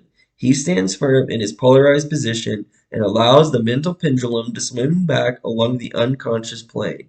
All individuals who have attained any degree of self-mastery accomplish this, more or less unknowingly, and by refusing to allow their moods and negative mental states to affect them, they apply the law of neutralization. The master, however, carries this to a much higher degree of proficiency, and by the use of his will, he attains a degree of poise and mental firmness almost impossible of belief on the part of those who allow themselves to be swung backward and forward by the mental pendulum of moods and feelings. The importance of this will be appreciated by any thinking person who realizes what creatures of moods, feelings, and emotion the majority of people are, and how little mastery of themselves they manifest. If you will stop and consider a moment, you will realize how much these swings of rhythm have affected you in your life, how a period of enthusiasm has been invariably followed by the opposite feeling and mood of depression. Likewise, your moods and periods of courage have been succeeded by equal moods of fear. And so it has ever been with the majority of persons. Tides of feeling have ever risen and fallen with it, but they have never suspected the cause or reason of the mental phenomenon. An understanding of the workings of this principle will give one of the keys of the masteries to these rhythmic swings of feelings, and will enable him to know himself better, to avoid being carried away by these inflows and outflows. The will is superior to the conscious manifestations of this principle. Although the principle itself can never be destroyed, we may escape its effects by the principle operates nevertheless. The pendulum ever swings, although we may escape being carried along with it. There are other features of the operation of this principle of rhythm of which we wish to speak at this point. There comes into its operations that which is known as the law of compensation. One of the definitions or meanings of the word compensate is to counterbalance, which is in the sense in which the Hermeticists use the term. It is the law of compensation to which the Kybalion refers when it says, the measure of the swing to the right is the measure of the swing to the left. Rhythm compensates. The law of compensation is that the swing in one direction determines the swing in the opposite direction, or to the opposite pole. The one balance or counterbalance the other. On the physical plane, we may see examples of this law. The pendulum of the clock swings a certain distance to the right and then an equal distance to the left. The seasons balance each other in the same way. The tides follow the same law, and the same law is manifested in all the phenomenon of rhythm. The pendulum with a short swing in one direction has but a short swing in the other, while the long swing to the right invariably means the long swing to the left. An object hurled upward to a certain height has an equal distance to traverse on its return. The force with which a projectile is sent upward a mile is reproduced when the projectile turns to earth on its return journey. This law is consistent on the physical plane, as reference to the standard authorities will show you, but the Hermeticists carry it still further. They teach that a man's mental states are subject to the same law. The man who enjoys Keely is subject to keen suffering, while he who feels but little pain is capable of feeling but little joy. The pig suffers but little mentality and enjoys but little he is compensated. And on the other hand, there are other animals who enjoy keenly, but whose nervous organisms or temperament cause them to suffer extreme distress of pain. And so it is with man. There are temperaments which permit of but low degrees of enjoyment and equally low degrees of suffering, while there are others with which permit the most intense enjoyment but also the most intense suffering. The rule is that the capacity for pain and pleasure in each individual are balanced. The law of compensation is in full operation here, but the Hermeticists go still further in this matter. They teach that before one is able to enjoy a certain degree of pleasure, he must have swung as far proportionately toward the other pole of feeling. They hold, however, that the negative is precedent to the positive in this matter. That is to say, that in experiencing a certain degree of pleasure, it does not follow that he will have to pay up for it with a corresponding degree of pain. On the contrary, the pleasure is the rhythmic swing according to the law of compensation for a degree of previously experienced either in the present life or in a previous incarnation. This throws a new light to the problem of pain. The Hermeticists regard the chain of lives as continuous and as forming a part of one life of the individual, so that in consequence the rhythmic swing is understood in this way. While it would be without meaning unless the truth of reincarnation is admitted, the Hermeticists claim that the master or advanced student is able to a great degree to escape the swing toward pain by the process of neutralization before mentioned. By rising onto the higher plane of the ego, much of the experience that comes to those dwelling on the lower plane is avoided and escaped. The law of compensation plays an important part in the lives of men and women. It will be noticed that one generally pays the price of anything he possesses or lacks. If he has one thing, he lacks another. The balance is struck. No one can keep his penny and have the bit of cake at the same time. Everything has its pleasant and unpleasant sides. The things that one gains are always paid for by the things that one loses. The rich possesses much that the poor lack, while the poor often possesses things that are beyond the reach of the rich. The millionaire may have the inclination towards feasting and the wealth whereof to secure all the dainties and luxuries of the table, while he lacks the appetite to enjoy the same.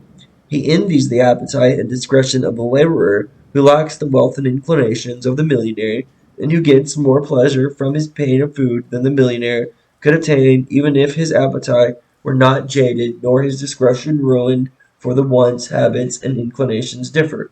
And so it is through life.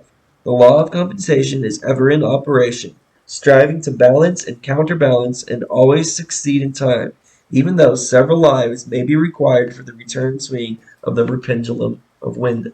The pendulum of rhythm. The great sixth Hermetic principle, the principle of cause and effects, embodies the truth that law pervades the universe, that nothing happens by chance, that chance is merely a term indicating the cause existing but not recognizing or perceived, that phenomenon is continuous without break or expectation. The principle of cause and effects underlies all scientific thought, ancient and modern, and was enunciated by the Hermetic teachers in the earliest days. While many and varied disputes between the many schools of thought have since arisen, these disputes have been principally upon the details of operations of the principle, and still more often upon the meaning of certain words. The underlying principle of cause and effects has been accepted and correct by practically all the thinkers of the world worthy of the name. To think otherwise would be to take the phenomenon of the universe from the domain of law and order, and to regulate it to control the imaginary something which men have called chance. A little consideration will show anyone that there is, in reality, no such thing as pure chance. Webster defines the word chance as follows: a supposed agent or mode of activity other than a force, law, or purpose, the operation or activity of such agent, the supposed effect of such an agent, a happening, fortuity, casualty, etc. But a little consideration will show that there can be no such agent as chance in the sense of something outside of law, something outside of cause and effect. How could there be a something acting in the phenomenal universe independent of the laws, order, and continuity of the latter? Such a something would be entirely independent of all orderly trend of the universe, and therefore more superior to it. We can imagine nothing outside of the all being outside of the law, and that only because the all is the law in itself.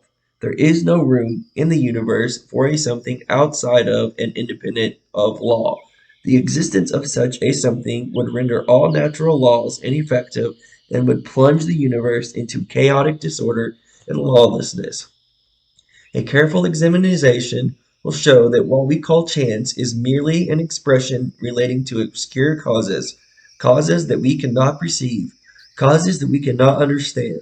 The word chance is derived from a word meaning to the fall, as the falling of dice, the idea being that the fall of dice and many other happenings are merely a happening unrelated to any cause, and this is the sense in which the term is generally employed. But when the matter is closely examined, it is seen that there is no chance whatsoever about the fall of dice. Each time a dice falls and displays a certain number, it obeys a law as infallible as that which governs the revolution of planets around the sun. Back of the fall of the die are causes or chains of causes running back further than the mind can follow. The position of the die on the box, the amount of muscular energy expended in the throw, the condition of the table, etc., all of the causes, the effect of which may be seen. But the back of these seen causes there are chains of unseen preceding causes, all of which have a bearing upon the number of the die which fell uppermost. If a die be cast a great number of times, it will be found that the number shown will be about equal. This is, there will be an equal number of one spot, two spot, etc., coming uppermost. Toss a penny in the air, and it may come down either heads or tails, but make a sufficient number of tosses, and the heads and tails will about even up. This is the operation of the law of average. But both the average and the single toss come under the law of cause and effects, and if we were able to examine into the preceding causes, it would be clearly seen that it was simply impossible for the die to fall other than it did, under the same circumstances, at the same time, given the same causes, the same results will follow. There is always a cause and a be-cause to every event. Nothing ever happens without a cause or rather a chain of causes. Some confusion has arisen in the minds of persons considering this principle from the fact that they were unable to explain how one thing could cause another thing, that is, to be the creator of the second thing. As a matter of fact, no thing ever causes or creates another thing. Cause and effect deals merely with events. An event is that which comes, arrives, or happens as a result or consequent of some preceding event. No event creates another event, but is merely a preceding link in the great orderly chain of events flowing from the creative energy of the all. There is a continuity between the events precedent, consequent, and subsequent. There is a relation existing between everything that has gone before and everything that follows. A stone is disclosed from a mountainside and crashes through a roof of a cottage in the valley below. At first sight, we regard this as a chance effect, but when we examine the matter, we find a great chain of causes behind it. In the first place, there was the rain, which softened the earth, supporting the stone, and which allowed it to fall. Then back of that was the influence of the sun, other rains, etc., which gradually degenerated the piece of rock from a larger piece. Then there were the causes which led to the foundation and formation of the mountain, and its upheaval by conclusive nature, and so on infinitum. Then we might follow up the cases behind the rain, etc. Then we might consider the existence of the roof. In short, we would soon find ourselves involved in a mesh of cause and effect from which we would soon strive to extract ourselves, just as a man has two parents and four grandparents and eight great-grandparents and 16 great-great-grandparents and so on until we say 40 generations are calculated, the numbers of ancestors run into many millions. So it is with the number of causes behind even the most trifling event or phenomenon. Such is the passage of a tiny speck of soot before your eye. It is not an easy matter to trace the bit of soot back to the early period of the world's history, when it formed a part of a massive tree trunk, which was afterward converted into coal, and so on, until as the speck of soot it now passes before your vision on its way to other adventures, and a mighty chain of events, cause and effects, brought it to its persistent condition, and the latter is but one of the chain of events which will go to produce the other events hundreds of years from now. One of the series of events arising from the tiny bit of soot was the writing of these lines, which caused the typesetter to perform certain work, the proofreader to do likewise, and which will arouse certain thoughts in your mind and that of others, which will in turn affect others, and so on, beyond the ability of man to think any further, and all from the passage of a tiny bit of soot, all of which shows the relativity and association of things, and the further fact that there is no great, there is no small in the mind that causeth all. Stop to think a moment. If a certain man had not met a certain maid away back in the dim period of the Stone Age, you who are now reading these lines would not be here. And if perhaps the same couple had failed to meet, we who now write these lines would not now be here. And the very act of writing on our part and the act of reading on yours will affect not only the respective lives of yourselves and ourselves, but will also have a direct or indirect effect upon many other people now living and who will live in the ages to come. Every thought we think, every act we perform, has its direct and indirect results which fit into the great chain of cause and effect. We do not wish to enter into a consideration of free will or determinism in this work for various reasons. Among the many reasons in this principle, one that neither side of the controversy is entirely right. In fact, both sides are partially right according to the Hermetic teachings. The principle of polarity shows that both are but half-truths, the opposite poles of truths. The teachings are that a man may be both free and yet bound by necessity, depending upon the meaning of the terms and the height of the truth from which the matter is examined. The ancient writers express the matter thus: the further the creation is from the center, the more it is bound. The nearer to the center it reaches, the nearer free it is. The majority of people are more or less the slaves of hereditary environment, etc., and manifest very little freedom. They are swayed by the opinions, customs, and thoughts of the outside world, and also by their emotions, feelings, moods, etc. They manifest no mastery worthy of the name. They indulgently repudiate their assertion, saying, "Why, I certainly am free to act as I do, as I please. I do just what I want to do," but they fail to explain whence arise the want to and as I please. What makes them want to do one thing and the preference to another? What makes them please to do this and not to do that? There is no because to their pleasing and wanting. The master can change the pleases and wants into others at the opposite end of the mental pole. He is able to will, instead of will because something feeling, mood, or emotion, environmental suggestion arouses a tendency or desire within him to do so. The majority of people are carried along like a falling stone, obedient to environment, outside influences, and internal moods, desires, etc. Not to speak of the desires and wills of others stronger than themselves, hereditary, environment, and suggestion carrying them along with the resistance on their part or the exercise of the will. Moved like the pawns on the checkerboards of life, they play their parts and are laid aside after the game is over. But the masters, knowing the rulers of the game, rise above the plane of material life, and placing themselves in touch with the higher powers of their natures, dominate their own moods, characteristics, qualities, and polarity, as well as the environment surrounding them, and thus become movers in the game instead of pawns, causes instead of effects. The masters do not escape the causation of the higher planes, but fall in with the higher laws and thus master circumstances on the lower plane. They thus form a conscious part of the law instead of being mere blind instruments. While they serve on the higher planes, they rule on the material plane. But on higher and lower, the law is always in operation. There is no such thing as chance. The blind goddess has been abolished by reason.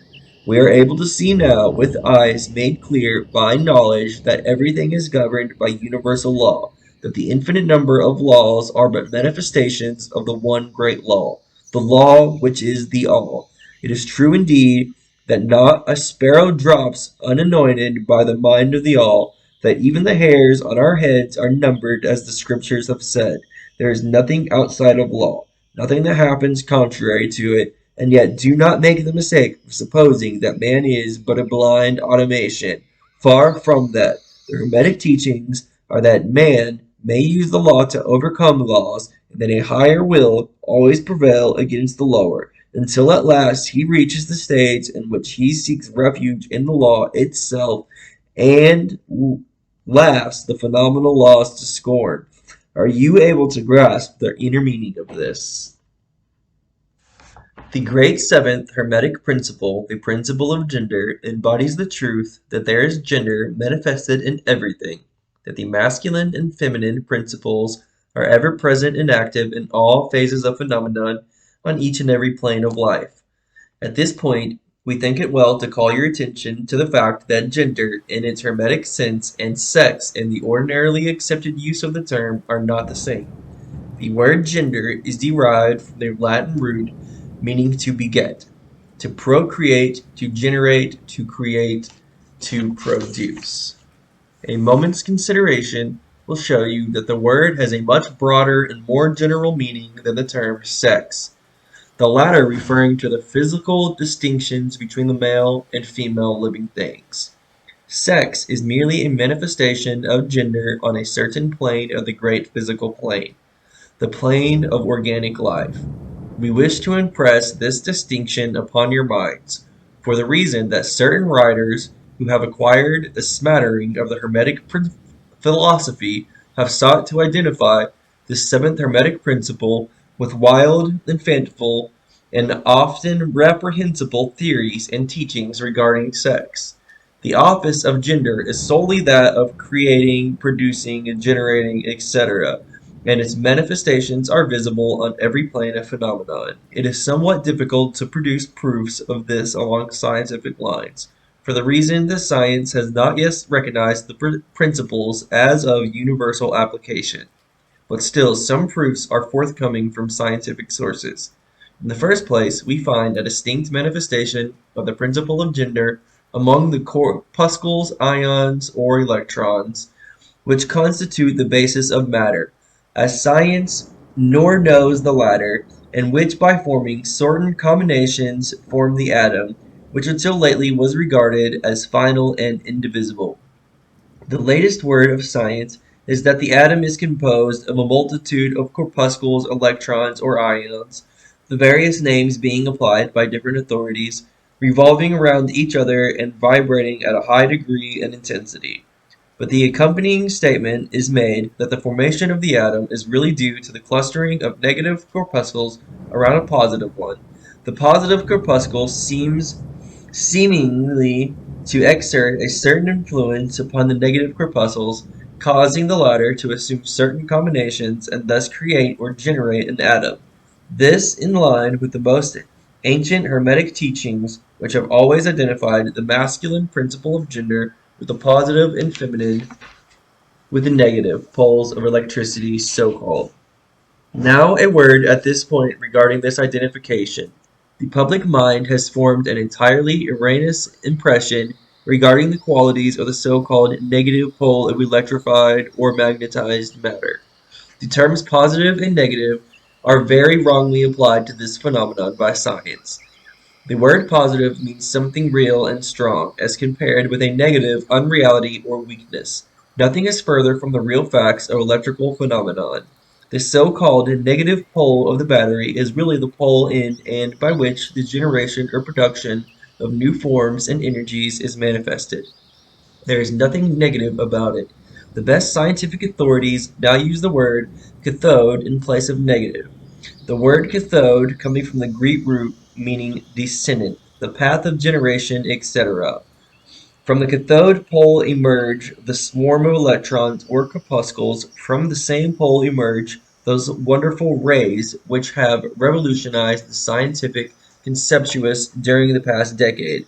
The cathode pole is the mother of all the strange phenomena which have rendered useless the old textbooks and which have caused many long accepted theories to be relegated to the scrap pile of scientific speculation.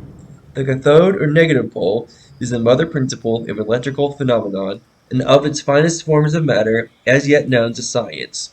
So you see, we are justified in reusing to use the term negative in our consideration of the subject and insisting upon substituting the word feminine for the old term. The facts of the case bear us out in this, without taking the Hermetic teachings into consideration, and so we shall use the word feminine in the place of negative in speaking of that pole of activity. The latest scientific teachings are that the creative corpuscles or electrons are feminine. Science says they are composed of negative electricity. We say they are composed of feminine electricity. A feminine corpuscle becomes detached from our brother, leaves a masculine corpuscle, and starts on a new career. It actively seeks a union with a masculine corpuscle, being urged theatro by a natural impulse to create new forms of matter or energy. One writer goes so far as to use the term, it at once seeks of its own volition a union, etc. This detachment and uniting forms the basis of the greater part of the activities in the chemical world. When the feminine corpuscle unites with a masculine corpuscle, a certain process is begun. The feminine particles vibrate rapidly under the influence of the masculine energy and circle up rapidly around the latter. The result is the birth of the new atom. This new atom is really composed of a union of the masculine and feminine electrons or corpuscles, but when the union is formed, the atom is a separate thing having certain properties but no longer manifesting the property of free electricity. The process of detachment or separation of the feminine electrons is called ionization. These electrons or corpuscles are the most active workers in nature's field, arising from their unions or combinations, manifest in varied phenomena of light, heat, electricity, magnetism, attraction, repulsion, chemical affinity, and the reverse, and similar phenomena, and all this arises from the operation of the principle of gender on the plane of energy. The part of the masculine principle seems to be that of directing a certain inherent energy towards the feminine principle, and thus stating into activity the creative process. But the feminine principle is the one always doing the active creative work, and this is so on all planes, and yet each principle is incapable of operative energy without the assistance of the other. In some of the forms of life, the two principles are combined in one organism. For that matter, everything in the organic world manifests both genders. There is always the masculine present in the feminine form, and the feminine form. The Hermetic teachings include much rendering the operation of the two principles of gender in the production of manifestations of various forms of energy, etc.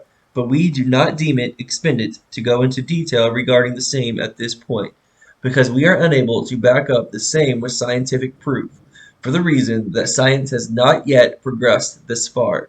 But the example we have given you of the phenomenon of the electrons or corpuscles will show you that science is on the right path, will also give you a general idea of the underlying principles.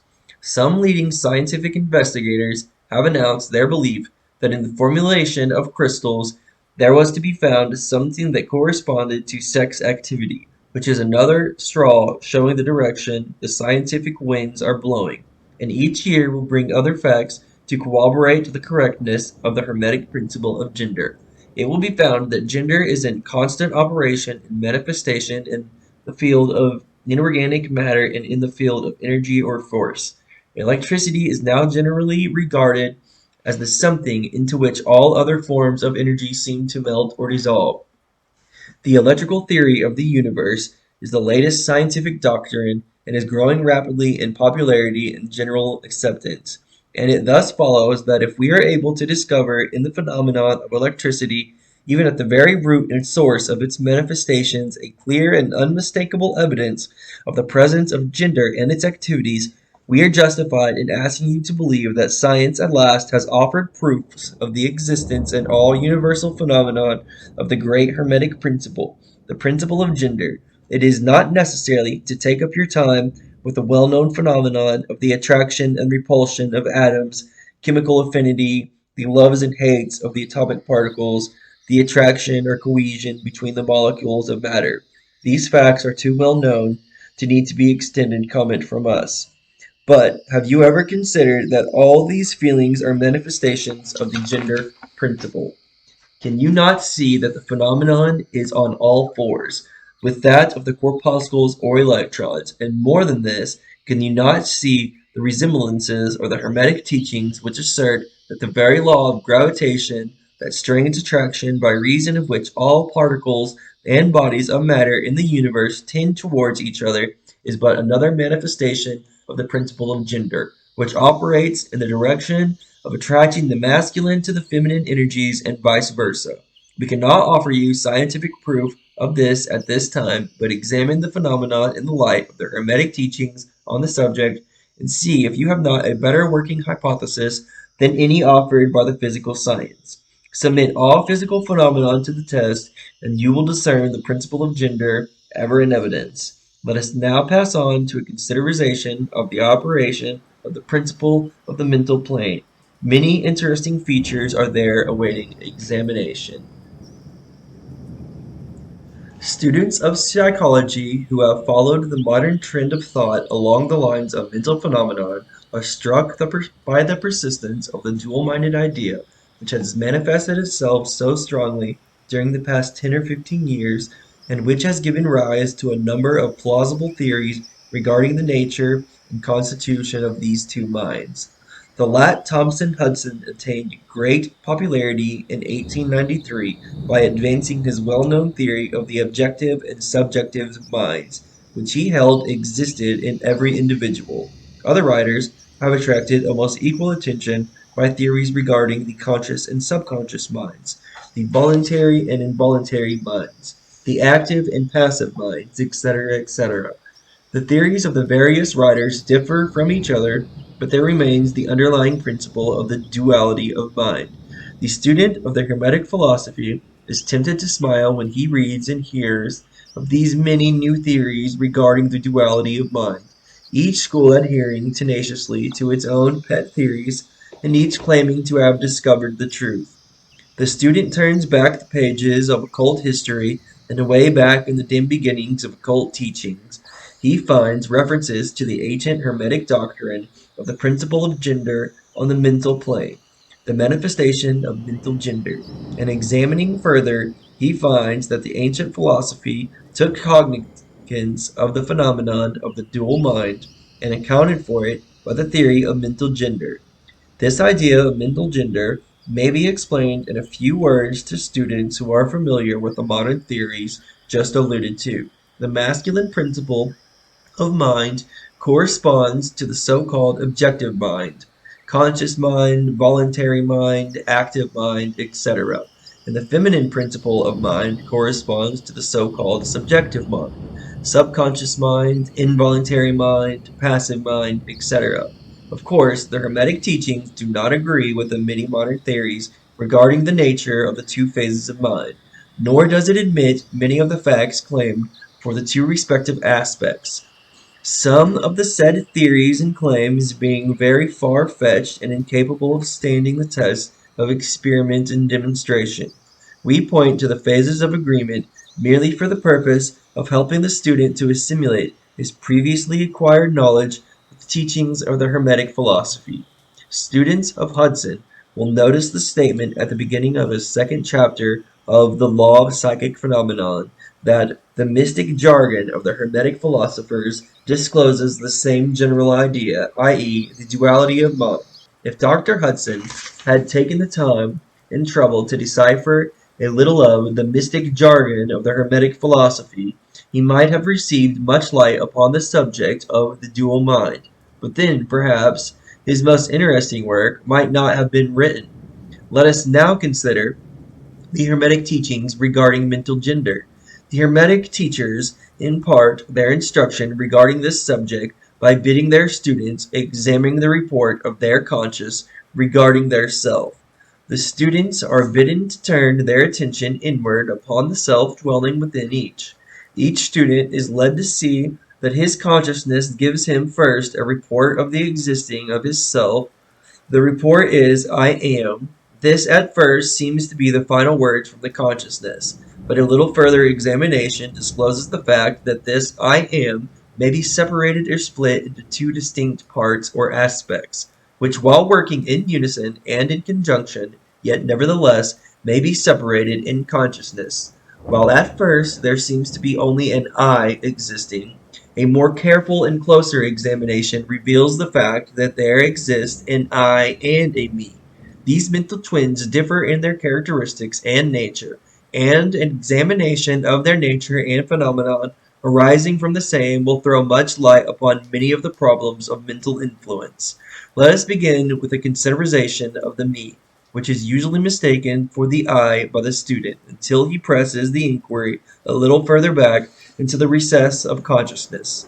A man thinks his self in its aspect of "me" as being composed of certain feelings, tastes, likes, dislikes, habits, peculiar ties, characteristics, etc., all of which go to make up his personality or the self known to himself and others. He knows that these emotions and feelings change, are born and die away, are subject to the principle of rhythm and the principle of polarity, which take him from one extreme of feeling to another.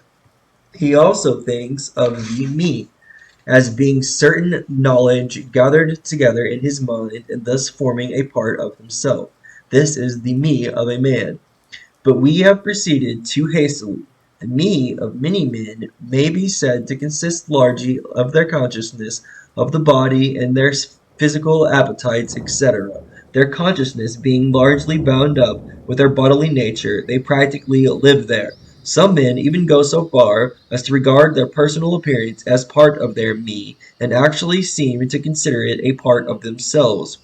A writer has harmoniously said that men consist of three parts: soul, body, and clothes. These clothes, conscious people would lose their personality if divested of their clothing by savages upon the occasion of a shipwreck. But even many who are not so closely bound up with the ideal of personal remnant stick closely to the consciousness of their bodies being their "me".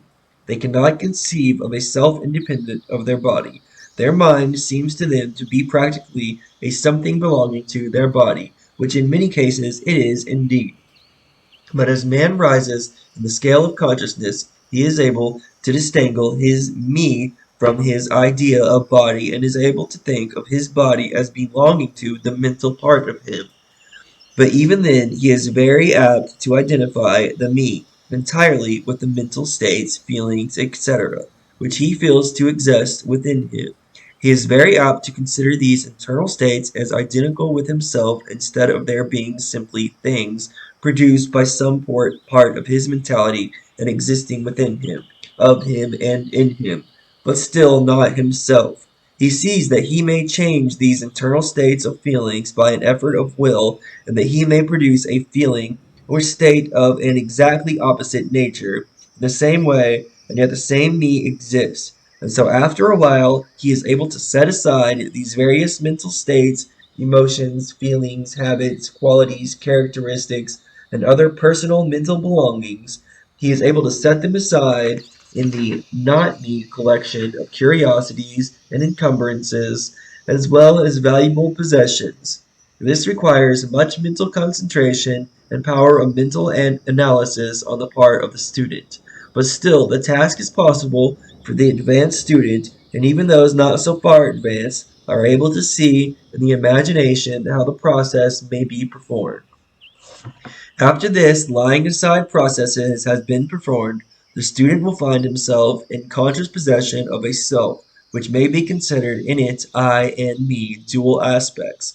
The "me" will be felt to be a something mental in which thoughts, ideas, emotions, feelings, and other mental states may be produced. It may be considered as the mental womb, as the Angelists styled it, capable of generating momental offspring. It reports the consciousness as a me, with latent powers of creation and generation of mental progeny of all sorts of kinds. Its powers of creative energy are felt to be enormous, but still it seems to be conscious that it must receive some form of energy from either its I companion or else from some other I ere it is able to bring into being its mental creations. This consciousness brings with it a realization of an enormous capacity for mental work and creative ability. But the student soon finds that this is not all that he finds within his inner consciousness.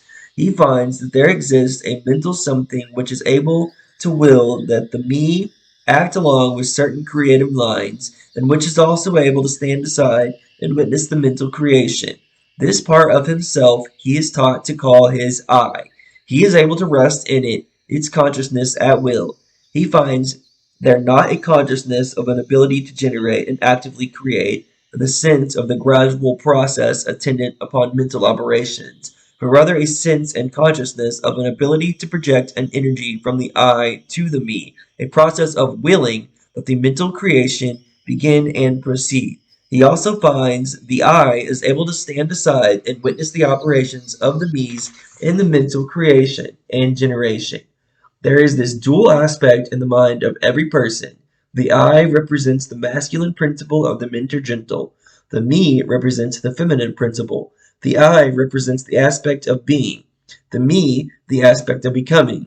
You will notice that the principle of correspondence operates on this plane just as it does upon the great plane upon which the creation of the universe is performed. The two are similar in kind, although vastly different in degree. As above, so below. As below, so above. These aspects of mind, the masculine and feminine principles, the I and the me, considered in the connection with the well-known mental and psyche phenomenon, give the master key to these dimly known regions of mental operations and manifestation. The principle of mental gender gives the truth underlying the whole field of the phenomenon of mental influence, etc. The tendency of the feminine principle is always in the direction of receiving impressions, while the tendency of the masculine principle is always in the direction of giving out or expressing. The feminine principle has a much more varied field of operation than has the masculine principle. The feminine principle conducts the work of generating new thoughts, concepts, ideas, including the work of the imagination. The masculine principle connects itself with the work of the will in its varied phases, and yet without the active aid of the will of the masculine principle, the feminine principle is apt to rest content with generating mental images which are the results of impressions received from outside instead of producing original mental creations. Persons who can give continued attention and thought to a subject actively employ both of the mental principles, the feminine in the work of the active mental generation, and the masculine will in stimulating and energizing the creative portion of the mind. The majority of persons really employ the masculine principle, but little and are content to live according to the thought and ideas installed into the me, from the I and other minds. But it is not our purpose to dwell upon this phase of the subject, which may be studied from any good textbooks upon psychology. With the key that we have given you regarding mental gender, the student of psychic phenomenon is aware of the wonderful phenomenon classified under the head of telepathy, thought transference, mental influence, suggestion, hypnotism, etc. Many have sought for an explanation of these varied phases of the phenomenon under the theories of the various dual mind teachers, and in measure they are right, for there is clearly a manifestation of two distinct phases of mental activity. But if such students will consider these dual minds in the light of the Hermetic teachings regarding vibrations and mental gender, they will see that the long sought for is at hand.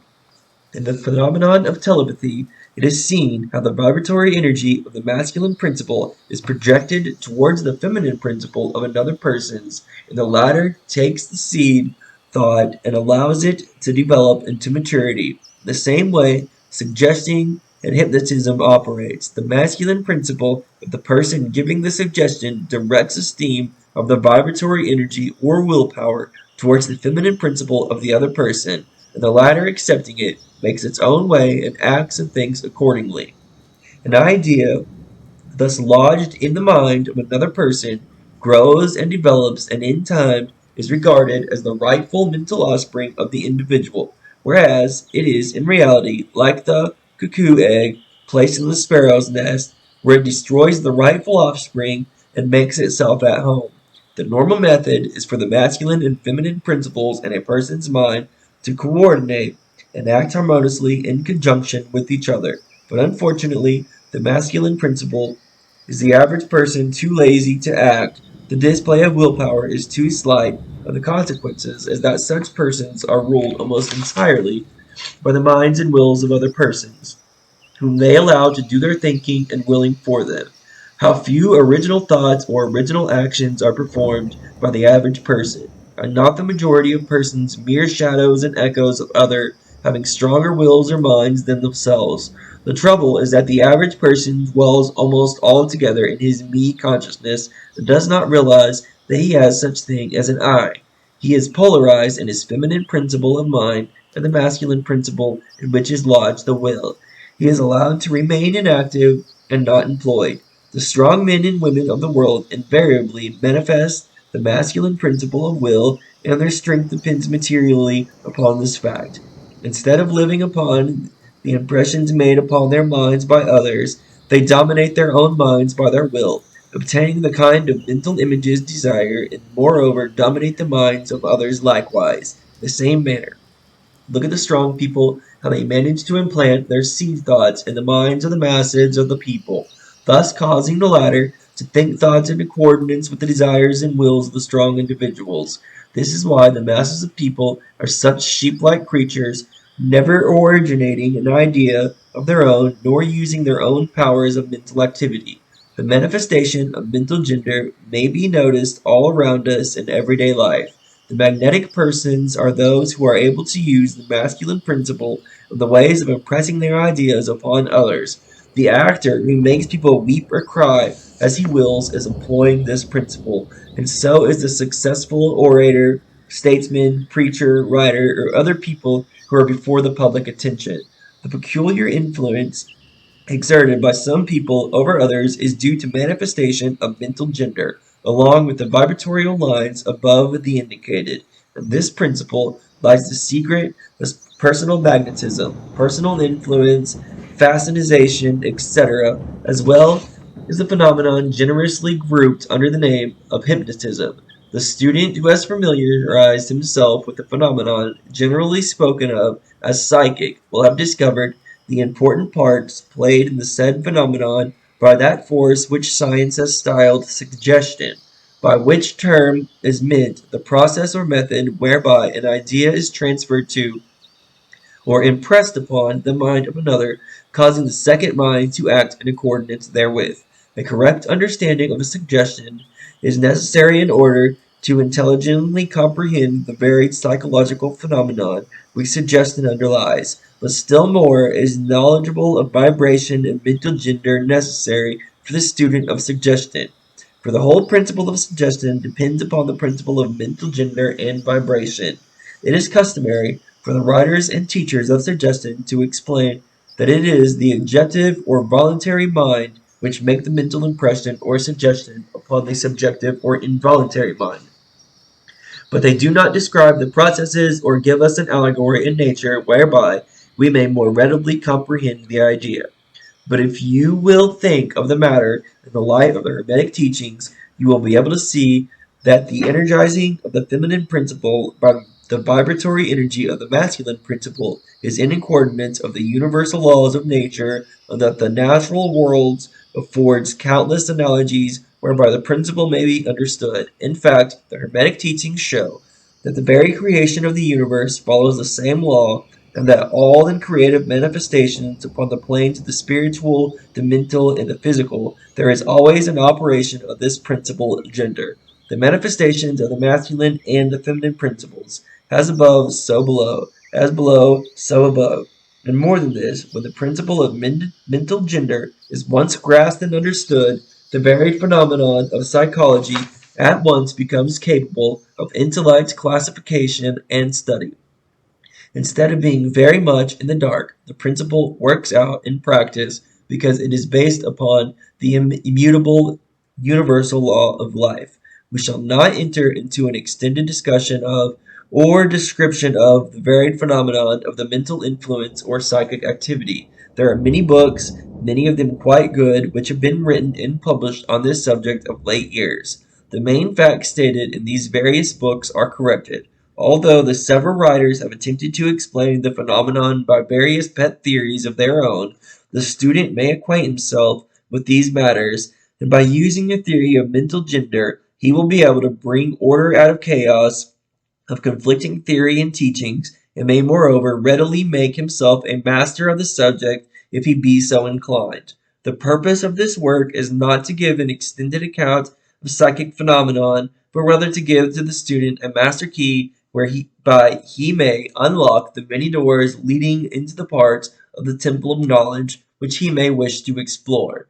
We feel that in this consideration of the teaching of the Kybalion, one may find an explanation which will serve to clear away many perplexing difficulties, a key that will unlock many doors. What is the use of going into detail regarding all of the many features of the psychic phenomenon and mental science, provided we place in the hands of the students the means whereby he may acquaint himself fully regarding any phase of the subject which he may interest him? With the aid of the Kybalion, one may go through any occult library anew, the old light from Egypt illuminating many dark pages and obscure subjects. That is the purpose of this book. We do not come expounding a new philosophy, but rather furnishing the outlines of a great world-old teaching, which will make clear the teachings of others, which will serve as a great reconciliator of differing theories and opposing doctrines.